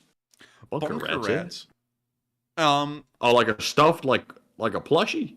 A stuffed plushie? Bunker Rats. Let me... Wait a minute, he's talking about that rat that crawled out of that bunker. You know, the one that was smoking? Yeah, I think we could... I don't know if they make plushies, though, but I think we could possibly see about it. Yes, we could. I'm thinking in my mind, like, I've never really looked into making a plushie, but I'd have to find a manufacturer. Yeah, we'd have to find a manufacturer, but I think that'd be really cool. And also, we're still working on the flag. I have been hearing something, though, and Matthew's been bringing it up to my attention like an alarm bell about the flag design that we have. Not that there's anything wrong with it, it's just that apparently people are falsely associating it with something else. So we may have to go back. Of course, the winner will eventually get that flag. We don't know when. We'll have one made at least. But we're still working on a Lee Spring Army flag and getting it out there to y'all. But that should be pretty cool whenever it does happen. Beyond the plushie rat thing, it would be very cool to finally get a flag out there to everyone. So that way Lee Spring Army members could have flags. I mean, what would be really cool is if we could send these flags over to the units that watch our channel and they could fly them whenever they liberate a village. That would be really cool. But with that, I hope that does address that fairly well. And thank you so much once again for the support and helping this channel to keep on running. Yes, indeed. And up next, we have a $100 donation from Trister1. And he says, for the drone fund. Oh, Trista! Oh, I thank you so much for the huge support, and I thank you for supporting the drone fund. I don't really know which one we get them. Of course, for surveillance, they're just taking a gander. But yes. I don't know which one we'd get, because they have a list of drones. Of course, they have some of the best out there with infrared and night vision on the list. We're probably going to only be able to end up getting them, of course, if it was through me, a Mavic 3 or something like that. But it would be good to know that we are able to support them in some way, shape, or form. And of course, that is something very interesting, because this channel, of course, only fundraises for humanitarian reasons on Sunday Fundraisers. That's the only way we can fundraise, through YouTube Give. But this is something, considering that the 231st watches our channel, and we actually know where they are, and they've helped us to fundraise so much for Doctors Without Borders, regardless whether we got any additional support or not from our viewers. This was something I was fairly dead set and determined on getting done for them, whether it be through someone else, which then didn't follow through, or through us directly, because at the end of it all, if all else failed, I was going to get them for it. So with that, I hope that does address that fairly well. Thank you so much once again for the support. And with that, we are on to the next one. All right, and up next, we have a super chat from, let's see here, looks like BC Skyman, who puts in a $20 donation. He says, Enforcer, did you see where the Russian barbarians hit the nuclear power plant, and now Ukraine had 10 days to get everything back online to prevent a nuclear disaster? We were told this from friends in Kyiv this morning. Yeah, I was told that the stupid idiots blew away the last power line, so now the thing's just disconnected from the grid. The emergency generators are on. It's got 10 days until it melts down when those generators run out of fuel. So, yes, I did hear about that. That is a concerning situation, but it hasn't we haven't gotten enough news, and it hasn't coalesced enough that we were going to report on it tonight. But we will probably be reporting on that if the situation continues to deteriorate, because that is probably going to be very serious going into the future. Of course, from what we understand, though, the prevailing winds will actually blow the nuclear material over into Rostov-on-Don or down towards Krasnodar, but we don't know that for certain right now. The winds may have changed from the last time those predictions were made last year. But with that, I thank you so much once again for the support. I hope that addresses that fairly well, and hopefully it doesn't turn into a serious situation. Otherwise, we could be looking at something, given that there's an ongoing war, that will be worse than Chernobyl in terms of its effect. And so with that, we are on to the next one, and thank you once again for the support. All right, and up next, we have a $50 super chat from Fuchsia Cone. And thank you very much for that support. He says, first post-divorce donation. Let's go! Fund and woot. Oh, gosh. And thank you so much for the support, Fuchsia Cone. First post-divorce donation. Well, I gotta thank you for helping this channel to keep on running, Fuchsia. I don't know if you're happy with that or not. I feel like you must be to send in support. So congratulations to you. Hopefully that's not the wrong thing to say. But thank you so much once again for the support. And thank you for putting in a 50 for the drone fund. If we get the Taiwanese drones, we'll probably still send them a Mavic 3 for the hell of it. Because at this point, I feel like we need to give them a Mavic 3. At least. So with that, thank you so much once again for the support, Fuchsia. I hope that does address that fairly well. And thank you for helping this channel to keep on rolling. And with that, we are on to the next one. And also, BC, thank you again for the support. And also, they have gotten the power plant back online. It looks like he thought that it was still off, but they did fix it this morning, actually. So pretty quick by the Ukrainians. I'm not sure how they were able to get that power connected so quickly again, but the Amish. They work pretty fast. That's the Amish. They work fast. Dude, they called in the Amish Ukrainians and said, the power line is they went but it back up literally in 10 minutes, like an 18 megawatt power line. But I didn't know that, actually. From what I thought the power lines were still out and down. But thank you for clarifying that, BC, because we don't want to be incorrect on stuff like that. So with that, I hope we address that fairly well, and we are on to the next one.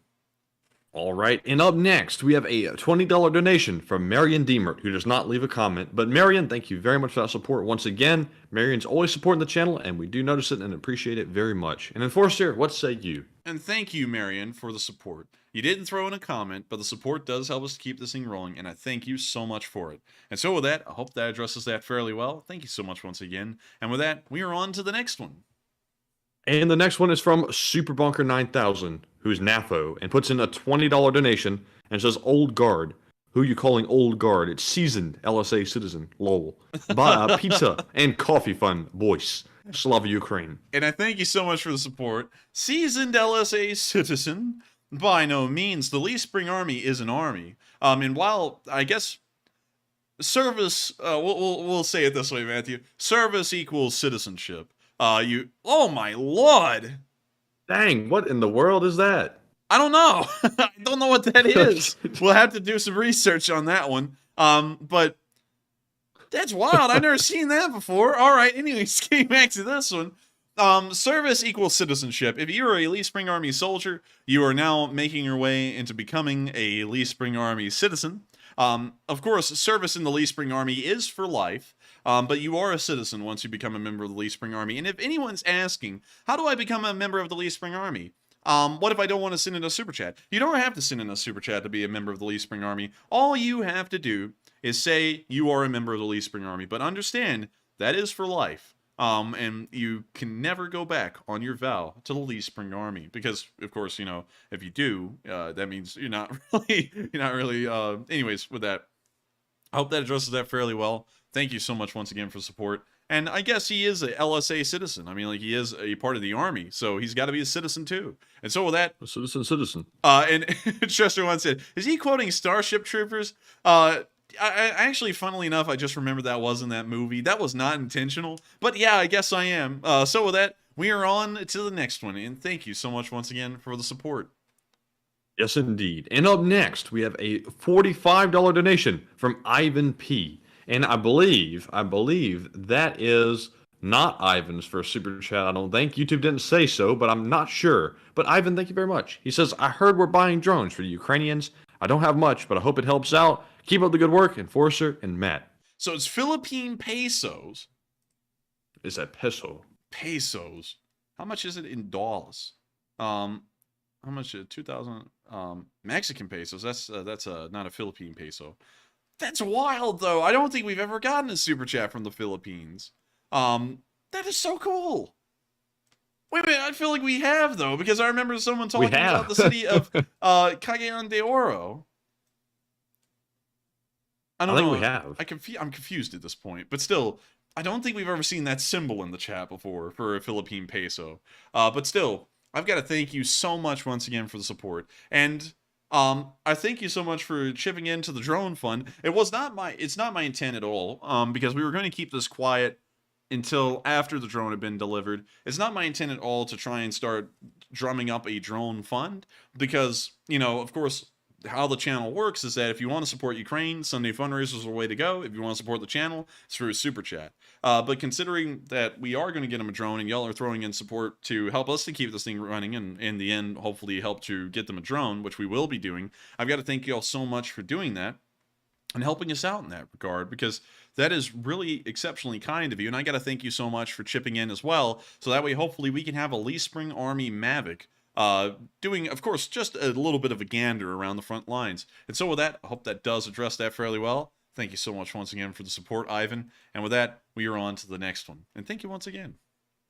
And the next one goes to Tony Fleming, who puts in a $20 donation and says simply, Old Guard.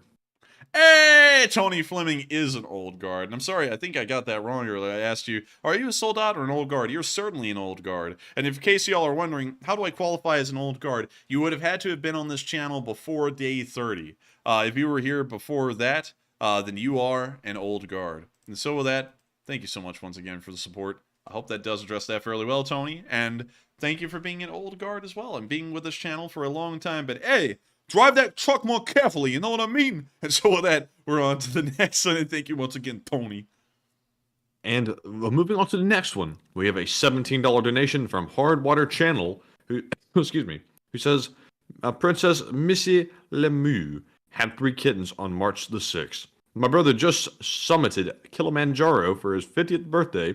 Dang. Coincidentally, that's 24th of February. Wish them all a happy birthday, please. God bless Zelensky, Ukraine, and LSA. And also, happy birthday to him. And happy birthday to him. And I gotta say, that's one hell of a way to celebrate a birthday by climbing Mount Kilimanjaro. I mean, like, good lord. Have any of y'all seen how tall this thing is? This thing's pretty tall. Like, here it is here. I don't know. It's like a giant plateau up there once you get to the top. But still, pretty wild. You know, mountain climbing always looks like it's not extreme, but it's incredibly extreme and very rigorous, apparently. The Horombo Hut, elevation 3,720 meters. Let's see. Congratulations. Congratulations. It's just a single one. Not congratulations, just congratulation. We can see a plane actually flying over Mount Kilimanjaro right here.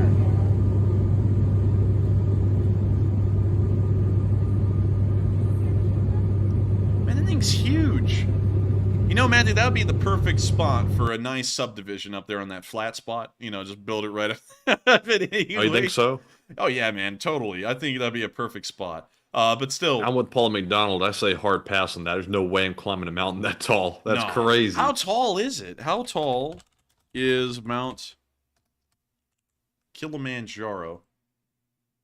19,341 feet tall. How does that compare to the rest of the mountains in the world? So, it's in between Elbrus in Russia and Denali here in the United States, which used to be called Mount McKinley, just in case any of y'all are confused by that. But interesting. And Denali, man, looks huge. I mean, like, you know, Mount Kilimanjaro doesn't look that big because this is this giant, like, flat thing. But if you look at Denali's are like fast too, like very fast, kind of expensive. Oh yeah, I mean, like, they are, man. Have you ever seen one of those things on the move? But Denali looks so much larger, although it's just taller by just a little bit because it's I guess you could say less wide, but still really cool nonetheless. And really neat to know that he climbed Mount Kilimanjaro at 50. Like, I would have, good lord, I would have never done anything like that even now. So with that, thank you so much once again for the support. Pretty crazy to hear it also fell on February 24th. And with that, I hope that does address the comment fairly well. And thank you so much once again for the support. And so with that, we are on to the next one. And thank you once again. And up next, we have a $30 donation from Trevor. And thank you very much, Trevor, for that support. He says, Slava Ukraine, can we get a moment of silence? Things are rough, and I think it should be transparent. Slava Ukraine. And I thank you for the support. Things have gotten somewhat tough.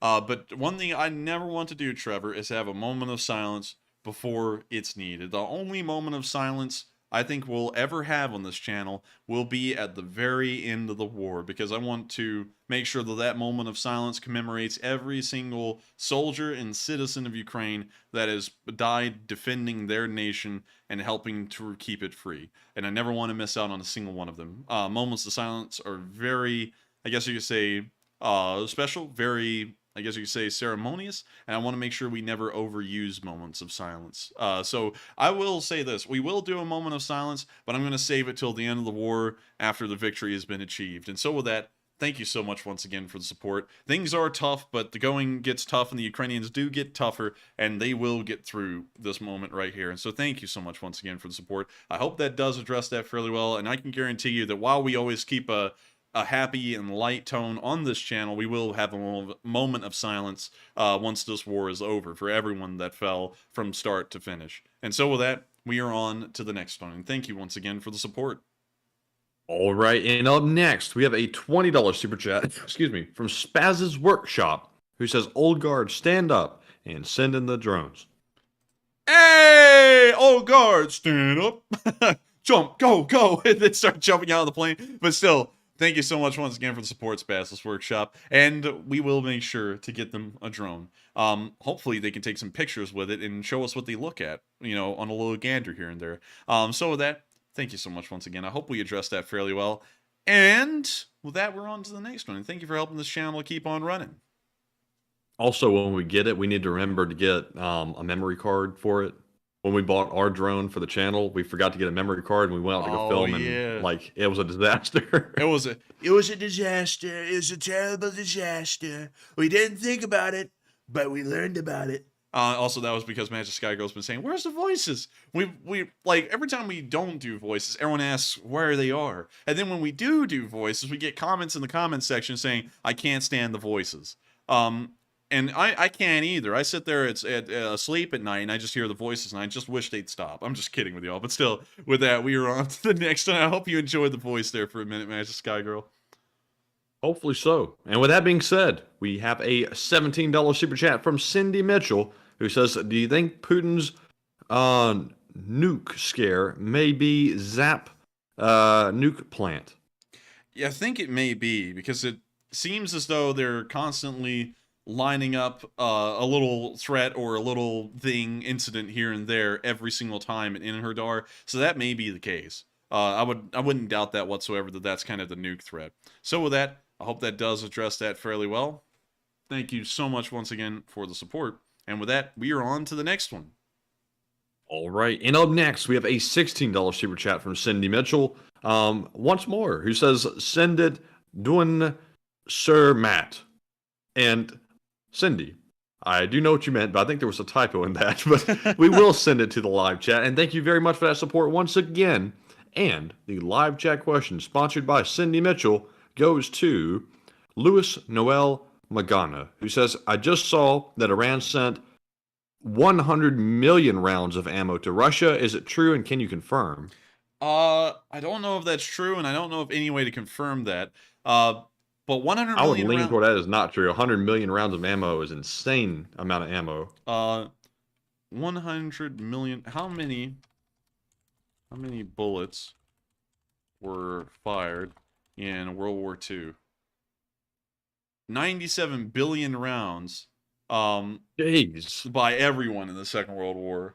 So quite a large amount. So I guess it's feasible. I guess it's kind of feasible that they could have. But still, I don't know of any backup or proof that I could find to verify that, rather than someone saying rumors suggest, because we don't really know a lot about what goes on with Russia and other countries in terms of their support, unless if we see it being used in Ukraine.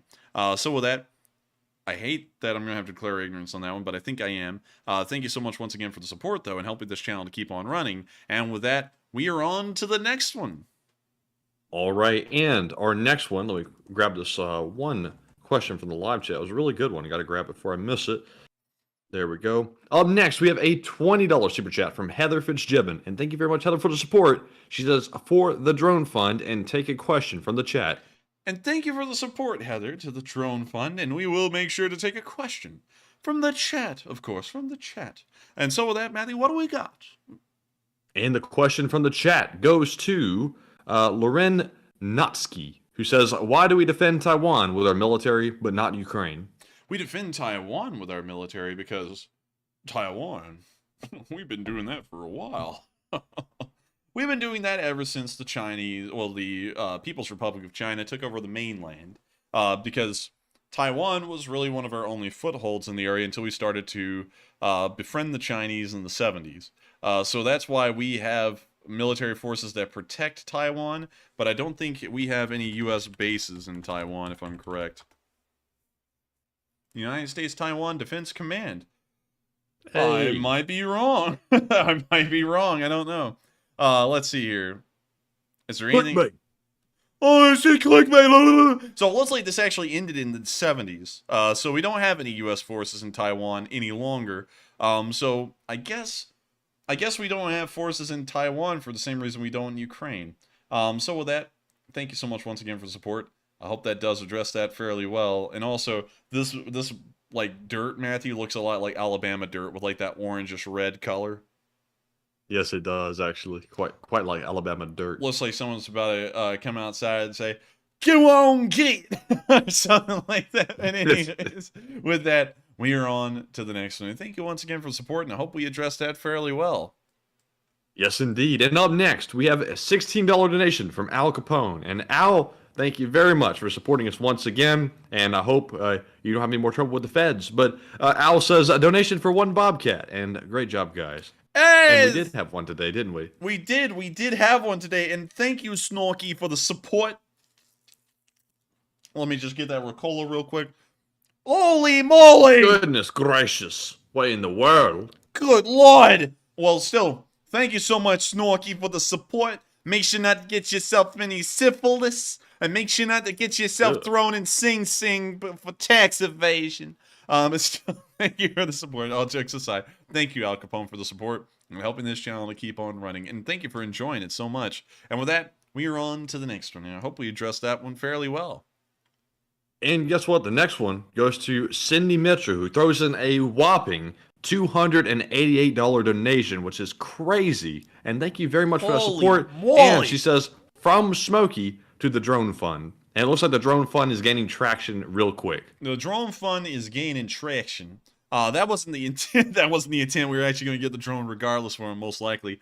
Unless if, you know, the Taiwan drone thing comes through.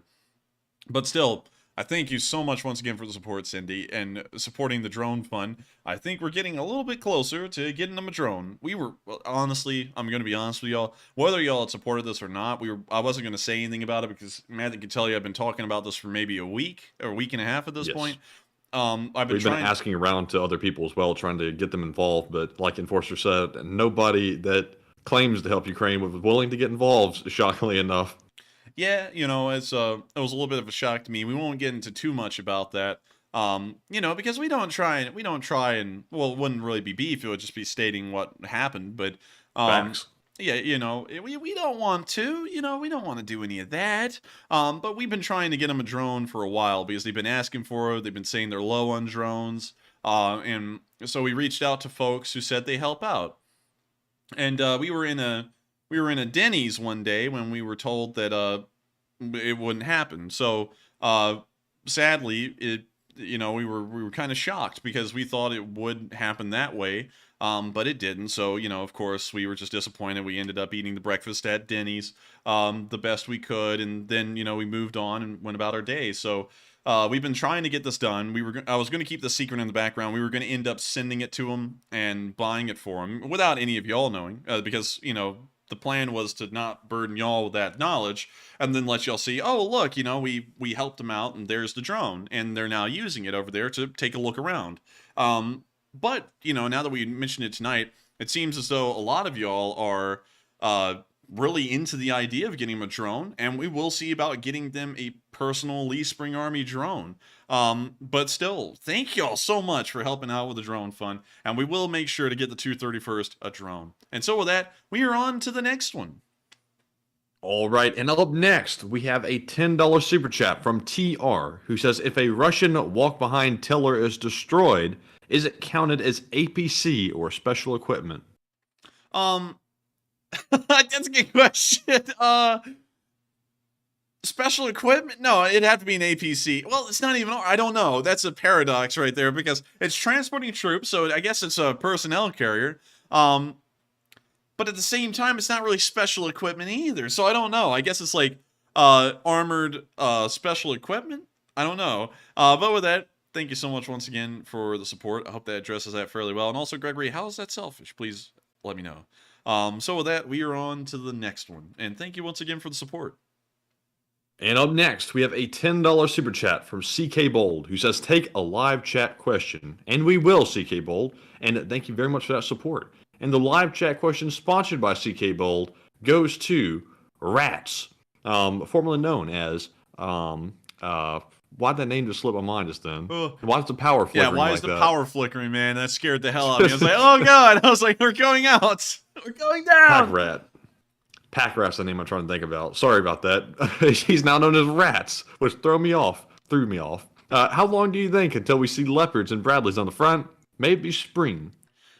I think it'll be soon. Well, you know that there's 4 Leopard 2A4s in Ukraine right now. I think it's just a matter of getting them crewed and getting them transported to the front. So I don't know how long it'll be, but I would say any day now we'll be seeing those tanks pop up on the front lines. And so with that, I thank you so much once again for support. I hope that does address that fairly well. And with that, we are on to the next one. Thank you once again for the support and helping this channel to keep on running.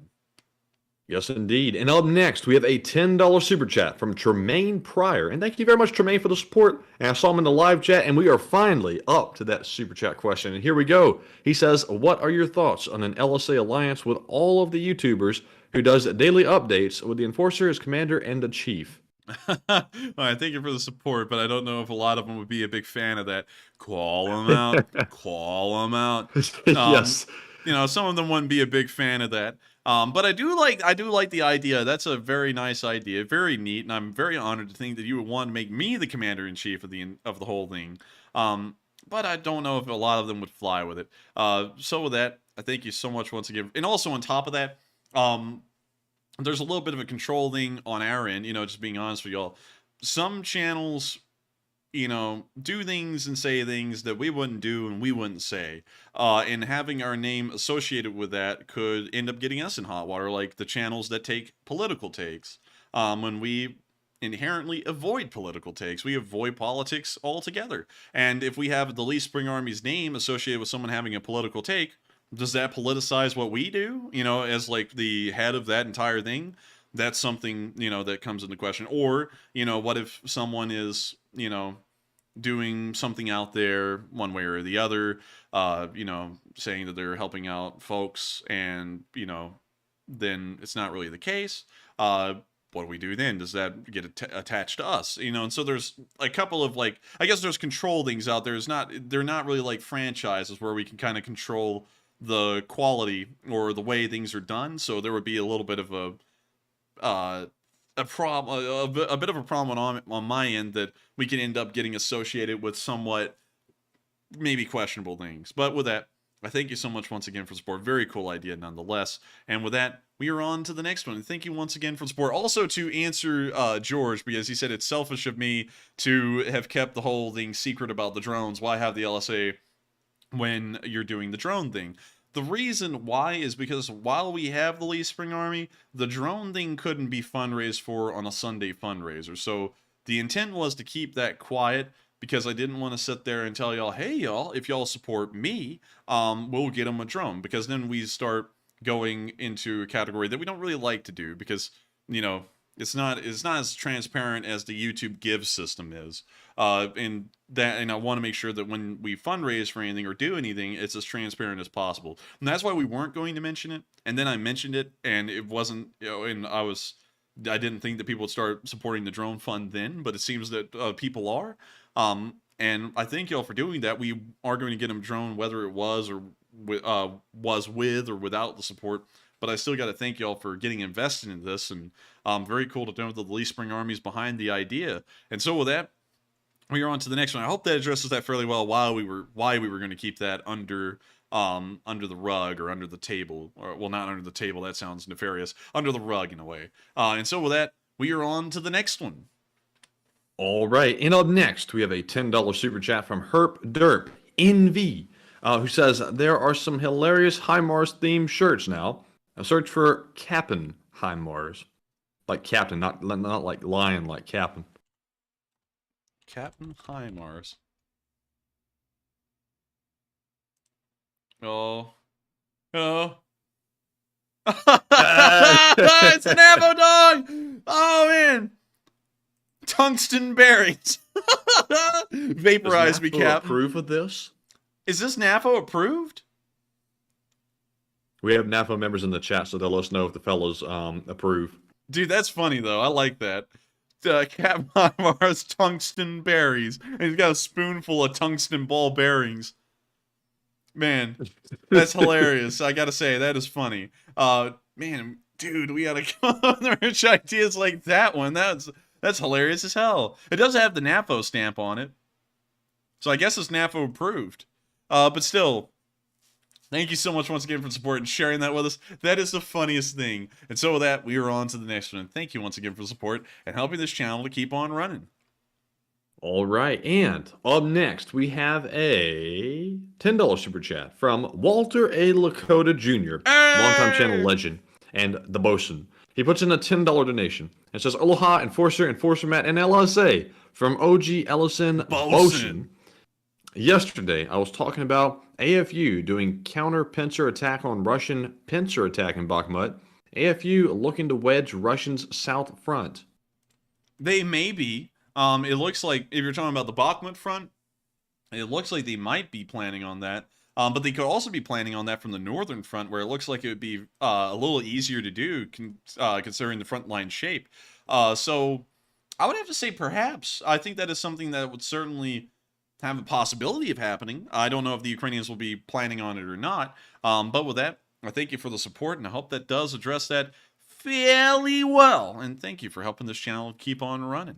And with that, I hope we addressed that fairly well. Hello to the OG Ellison Bosun. And with that, we're on to the next one. All right, and up next, we have a super chat from, let's see here, Joseph M. Sika once again. He puts in a $10 donation and says, good night, guys, and good night, LSA. And I'm having a problem with my neighbor, and I'm going to call him out on the 27th. What in the world? Call him He says, I'll explain in 2 videos on my YouTube channel and take a live chat question. I'm sorry to hear you're having problems with your neighbor, Joseph. Call him out. Call him out. But I hate to hear that, Joseph. Sometimes neighbors can be pesky. Just make sure to try and keep it down to a low roar. People are trying to sleep over here. I'm just kidding with you, Joseph. I hate to hear that. And also, I'll be interested to hear what's really going on with that situation. So I'll be trying to look into it. But thank you for the support. Very interesting situation to hear about. And we'll be wishing you the best with it. And so with that, we are on to the next one. I hope we addressed that fairly well. And thank you for the support. And the next one is from Alan Churchill. And this is his first super chat. He puts in a $20 donation and says, for the drone fund. Hey, well, I thank you so much for the support to the drone fund. And I thank you for helping this channel to keep on running as well. Because the drone fund is something that actually wasn't supposed to happen. But it appears that it is now, in fact, happening. Because dang it, Matthew, I was like, maybe if I mention it and I just explain to them what's going on, they'll be like, oh, wow, that's really cool. I didn't think they'd start doing the drone fund thing. So now you got a drone fund started. Yeah, now we got a drone fund thing. So with that, I thank y'all for the support to the drone fund. We'll be making sure to get them a drone somehow, some way. Hopefully the Taiwan drone offer that was just brought up a little bit ago can be a consistent supply feed of drones from Taiwan to those units in Ukraine that we know, like the 231st. And so with that,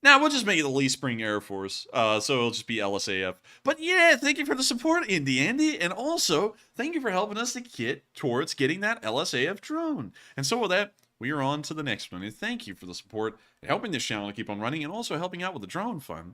Also, Matthew, we're going to have to start a division in the Lee Spring Army called the 1st Division Amerifati for some of our American viewers. But anyways, with that, we are on to the next one, and thank you once again. All right, and our next one, let me grab this one more from the live chat. The next one is from Craig Platel, who puts in a 10 and says, USN tested laser in April 22nd that shot down a subsonic cruise missile. The USS Preble has Helios system. It's able to engage small drones and boats, and it has an integrated dazzler. Stinger was at an aircraft. Original posted video said that. Gunner is in an upper floor, almost impossible to get a lock on a ground target. Interesting. I thank you for the support and sharing that with us.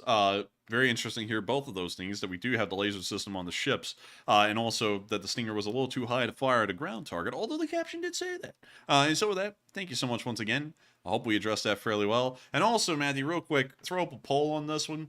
What should the Lee Spring Army, well, what should the Air Force be called? Just put that up as the poll question, and then put the LSAF or the LSAAF, because I've seen some people wanting both of them. Let's see what the polls show. LSAAF? Yeah, for the Lee Spring Army Air Force, and then LSAF for Lee Spring Air Force. All right. Polls going up.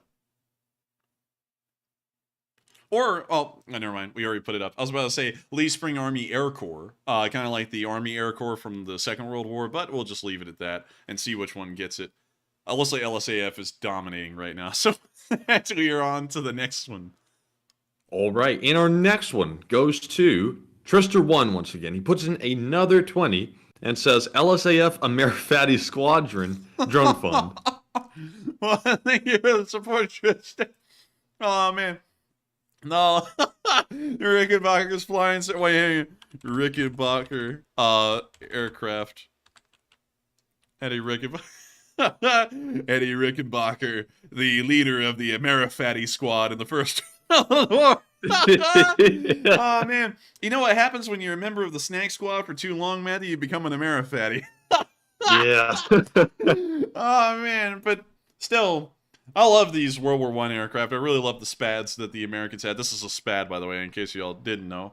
But Eddie Rickenbacker was our boy in the First World War. This guy went around slaughtering Germans like it was a bratwurst festival, but still, absolutely. He also incredible. made really good popcorn kernels too that he sells to this day. Hell yeah, man. He came back from the war and he said, "I popped Germans in the sky. Now I'm gonna pop popcorn in a microwave, and we're gonna make it bussin'." But with that. Thank you so much once again for the support, Trister, to the drone fund. And it actually looks like the LSAAF picked up a little bit more traction than I thought it would at this point. It's up to 35%. But with that, we are on to the next one. And thank you once again. And up next, we have a $10 super chat from Richard Philpott, who says, is day 11 OG? Was day 11 OG? You mean like the stream day? Yes, because back at the beginning of the war, we ran on Mondays. For the entire first month and I believe a week of the war, I ran 7 days a week, non-stop. There was no break. Like usually we take Monday breaks now, but there was no break back then. It was just constant war coverage every single day for the first month and a week. So, yes, day 11 should be OG if that is what you mean. And so with that, thank you so much once again for support. I hope that does address it fairly well. And Hardwater Channel said, I'm rolling up an Amerifati right now. Oh my god, dude, the Amerifati jokes are taking off. Next thing you know, that's going to be a trending tag on Twitter, Amerifati. But with that, we are on to the next one. Thank you once again for support, and I hope we addressed that fairly well. And the next one goes to Ivan P, who puts in a $10 donation and says, hello from Manila. Everyone better contribute to the drone fund. Also urge my fellow Catholics watching to donate to the Aid to the Church in Needs Ukraine Fund, supporting Ukrainian seminarians and parishes, and God bless Ukraine. Well, thank you for the support, Ivan. And really cool to hear. You're not, I don't believe you are in the same town as one of our other Philippine viewers were from. Wait a minute, no. Someone was from the Philippines and told us to go check out where they once lived, I think, is what it is, where we saw Cagayan de Oro. Yes. Manila, however, we haven't looked at Manila. So let's see. Quezon City. I don't know if that's how it's pronounced, but let's see what Manila looks like. So let's drop down right here into... And also we have about 12 Super Chats left. We got time. We don't have time, but we got time. Interesting. Pretty interesting. And also there's those, like, Just things, the Jeep bus things. Is that a Mercedes emblem on the front of that front one? Yes. With like Dodge Ram bull bars on the front. Yes, it's a little hodgepodge, but still, I thank you so much once again for the support, Ivan. And also, I would suggest to help out any fundraiser there is. I would also suggest to come show up on Sunday, to help out the Sunday fundraiser, because Sunday fundraisers do make it a fun day, right? And so with that, thank you once again for the support, Ivan. I hope we addressed that fairly well. And with that, we are on to the next one. And thank you for helping this channel to keep on running. And also, let's see here. Let me make sure that wasn't part. Oh yeah, make sure to contribute to the drone fund. And with that, we are on to the next one. All right, and up next, we have a $20 super chat from Terrence Custer, who says the Ukrainian army flies the drones, not their Air Force, LSAAF.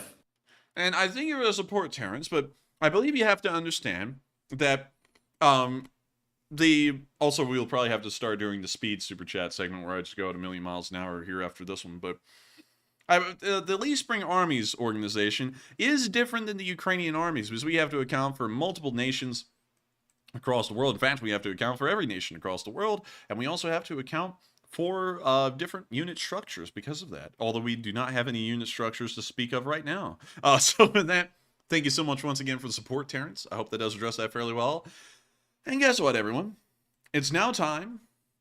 It is time for us to start doing the super speed super chat segment. We'll be getting through the super chats as fast as possible, and so I'm going to start talking at 1,000,000 miles an hour. I do apologize. We're going to have to put a cutoff on tonight's super chats as well, because we will not have time to address any beyond this point. So no more super chats. I do thank everyone for the support, and now it's time for us to get on into the speed segment. I'm very sorry, everyone, but I want to make sure we get to all of them before the end of the night. And so with that, oh no, dang it, Phillipson, and we'll get that one though. But with that, we are on to the next one. And the next one goes to Philip Fixes, who puts in a $20 donation. He says, Drone Fund, old guard stand up, get them something great. You're roped in now. Definitely label it with the LSAF and Slav Ukraine. And I thank you so much for support. We'll be making sure to put the LSAF sticker on top of that thing, because it's incredibly cool to think that we'll be able to send it over a drone and have it represented on the front lines by a Ukrainian unit. So I thank you so much for the support. We will be making sure to definitely do that whenever we get them a drone. Thank you for supporting the Lee Spring Army, well, the Lee Spring Air Force Drone Fund, and making sure that we can help them out. And so with that, thank you so much for the support. I hope that does address that fairly well. And with that, we're on to the next one. And the next one goes to Michael LTNV, who puts in a 5 and says, tag LSA, you're it. And thank you so much for the support, and thank you for saying tag we're it. We'll be making sure to get you back. Thank you so much once again for the support. I hope we addressed that fairly well. And with that, we're on to the next one. Thank you once again. All right, and the next one goes to Lauren Natsky, once again, puts in a 5 and says, unleash the Warthogs for Ukraine. And thank you so much for the support. We'll be making sure to unleash the Warhogs, make sure not to get gored, because the Warhogs can turn around and get you. But I do thank you so much once again for the support, and I do think the A-10 is pretty neat under certain circumstances and conditions. It is a little slow, it is a little vulnerable, but hey, any support is better than no support, am I right? So we ought to get some A-10s over to Ukraine in the future, although I think the F-18 or the F-16 would do a little bit of a better job. And so with that, thank you so much once again for the support. Thank you for helping this channel to keep on running. I hope we addressed that fairly well. And with that, we're on to the next one. And up next, we have a $5 super chat from Jesus UCSB once again, who says, I'm Enforcer Spanish Professor, love ya, but C+, amigo, LSA Army, lols. And thank you so much for the support. Sadly, I do not have a Spanish professor, so I know you were an absolute LARPer, but I still thank you so much once again for helping this channel to keep on running. And I'm just kidding with you, you're not a LARPer, but I thank you for helping this channel to keep on running, because, of course, without your support, we wouldn't be able to keep this thing rolling. So with that, thank you so much once again for the support. I hope I addressed that fairly well, and thank you so much for being a Lee Spring Army soldier. And with that, we're on to the next one, and thank you once again. And the next one goes to Craig Platel, who puts in a 5 and says, Forgotten Weapons info was based on anecdotal stories. RPG-7 has a setback fuse. It shouldn't be able to go off unless fired. And I thank you so much for the support, but Forgotten Weapons is Gun Jesus, and I cannot contradict Gun Jesus because he's the guy who knows everything about every single gun out there in the world. So I do thank you so much for the support, but sadly, I cannot contradict Forgotten Weapons because Forgotten Weapons knows exactly what they're talking about. They're pretty good guys. I haven't heard them say anything wrong, and I like them for that matter as well. And so with that, thank you so much once again for the support. I hope that addresses the comment fairly well. You may be right, but I still like Forgotten Weapons fairly well. And so with that, I hope we address that fairly well. Thank you once again, and with that, we're on to the next one.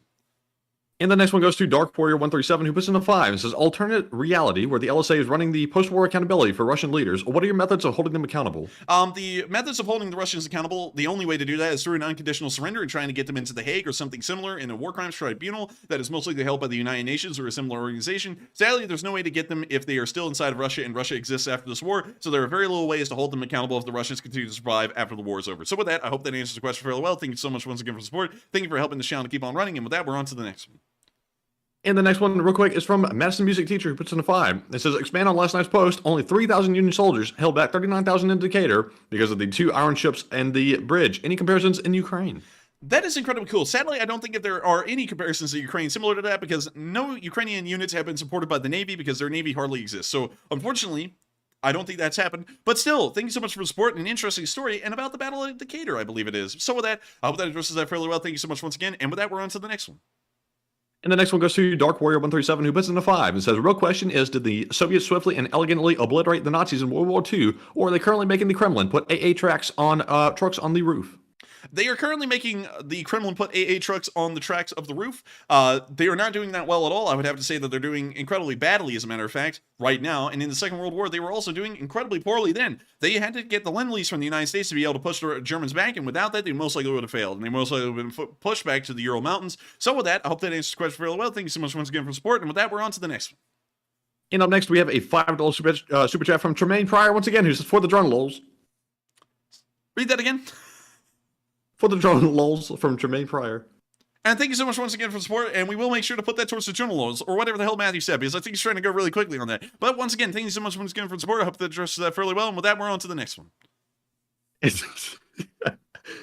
the next one goes to Mick Edwards and Junebug72, who puts in a $3 donation each without a comment. But thank you both very much for the support. We appreciate it very much, and thank you for helping to keep the lights on. And up next, we have a $3 super chat from Patrick Forney, who says, great... Patrick Forney says, great video as usual. Thank you for the information you proved every day. And thank you so much once again for the support, Patrick Forney. Of course, you're helping this channel to keep on running, and without it, it wouldn't be possible. And so thank you for making part of this channel possible, because without your support, it wouldn't be possible. So thank you once again. Thank you for the support. I hope that addresses that fairly well. And with that, we're on to the next one. I'm literally stumbling over my words because I'm going so fast. I'm tripping over my words right now. Everyone, help me out. And with that, we're on to the next one.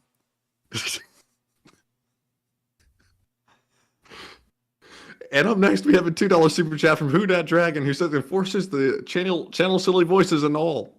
And thank you so much once again for the support. I hope you enjoy these silly voices. I hope you enjoy me going super fast as well, trying to address everyone's super chat before we run out of time. Of course, without your support, we wouldn't be able to keep this channel going. We wouldn't be able to do silly voices. We wouldn't be able to do anything. So thank you so much once again for the support. I hope that addresses that fairly well. And you're going to have some side effects like bleeding out the nose, eyes, ears, and everything else. And so with that, I hope you enjoyed my little medical voice impersonation right there. And so with that, we're on to the next one. Thank you once again for the support.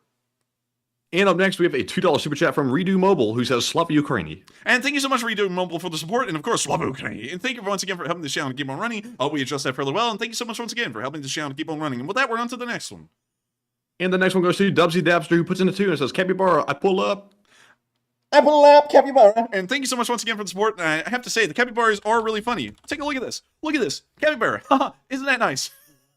I can hardly keep that up, man. It's so late, and I'm trying to do this so fast. But capybaras are really sweet. Take a look at these things. They're just so nice. Look at that. They got little kids. They're sitting there with them. Look at the next picture. He just got one sitting there. These things grab square pellets, believe it or not. It's one of the only animals in the world to do that. Very unique animal. Very neat, and they're very passive as well. I don't know if they're soft or not. Their fur looks really coarse. But with that, thank you so much once again for the support. I hope it addresses that fairly well. And with that, we're on to the next one. And we have one from Craig Platel, once again, who puts in a 2 and says, Jerusalem Post has the 100 million round story. And thank you so much once again for the support. We'll be making sure to try and look at that story after the stream. Sadly, we've run out of time, but I thank you so much once again for letting us know where that story came from. We'll be making sure to try and look into it and see if they have any verified sources for that. And so with that, thank you so much once again. Hope we addressed that fairly well. And with that, we're on to the next one. And we are moving on to our live chat questions. And up first, of course, we have the Morse code decoders of the stream. JP's, RC's, Rumble, Stilch, and CFA, Mark Hodges, Cliff Simonson, and the whole gang. They said Morse code says the Russians are a little hyper about these supersonic missiles. Did they really do anything, though? Ding, ding, ding, ding. Y'all did get that correct. I thank you so much for deciphering that Morse code message. And that is absolutely right. While they fired those off, and there were 6 of them, and all 6 of them did hit their target, did they really do anything? I can't hear about that. I haven't seen any real effect on that. So, to be honest with y'all, I'm not really sure. But thank y'all once again for deciphering that Morse code message. If it wasn't for y'all, we wouldn't have that Morse code. And y'all are doing an incredible job. And so with that, we're on to the next one. And up next, we have a question from Joshua Little, who says, that hacker known as Anonymous could potentially be the trigger or the accidental cause of nuclear war. What are your thoughts? They might be. That's a pretty interesting question. I would have to say they may be, but at the same time, the Russian command does have radars that pick up missiles coming over the horizon. They don't count on Russian TV to tell them when the nukes are coming, so that may be accurate or not. I'm not really sure, but we'll just have to wait and see, because it did seem a little reckless, but at the same time, it seemed as though it was kind of funny too. So with that, we're on to the next one.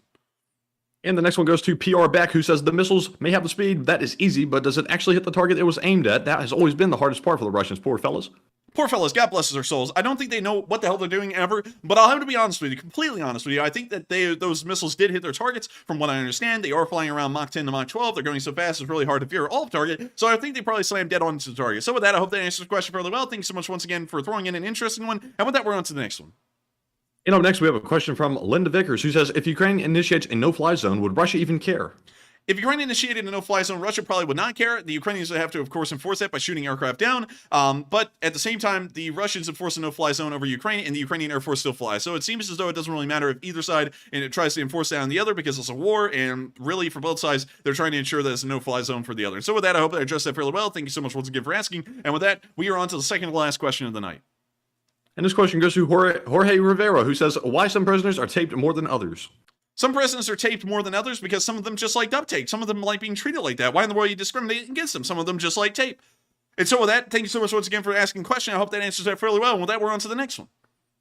And the next one goes to Mr. Norton 2020. Hold on, slow down. We're going a little too fast. And so with that, we're on to the final question of the night. So who's like last? It's the last question of the night. And that viewer is Mr. Norton 2020, who says, Enforcer, is Ukraine still attracting other foreign fighters besides Belarus?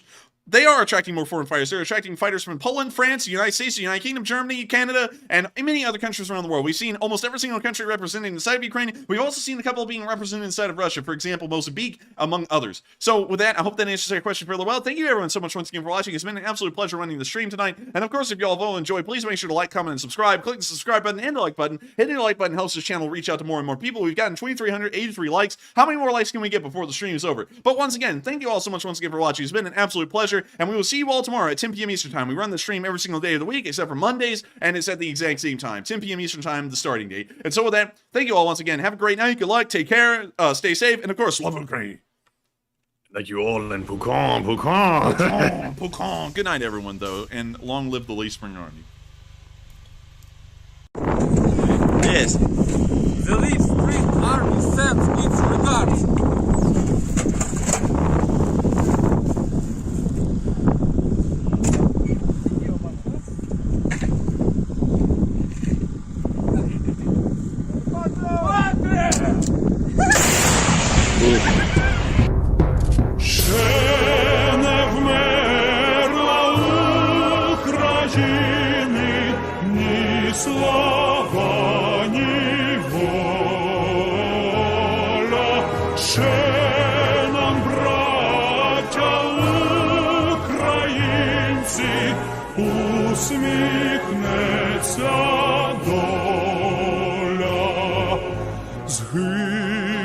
Наші вороженьки, як роса на сонці, запануємо ми, браття, у своїй сторонці, душу тіло ми положим за нашу свободу і покажем, що ми браття козацького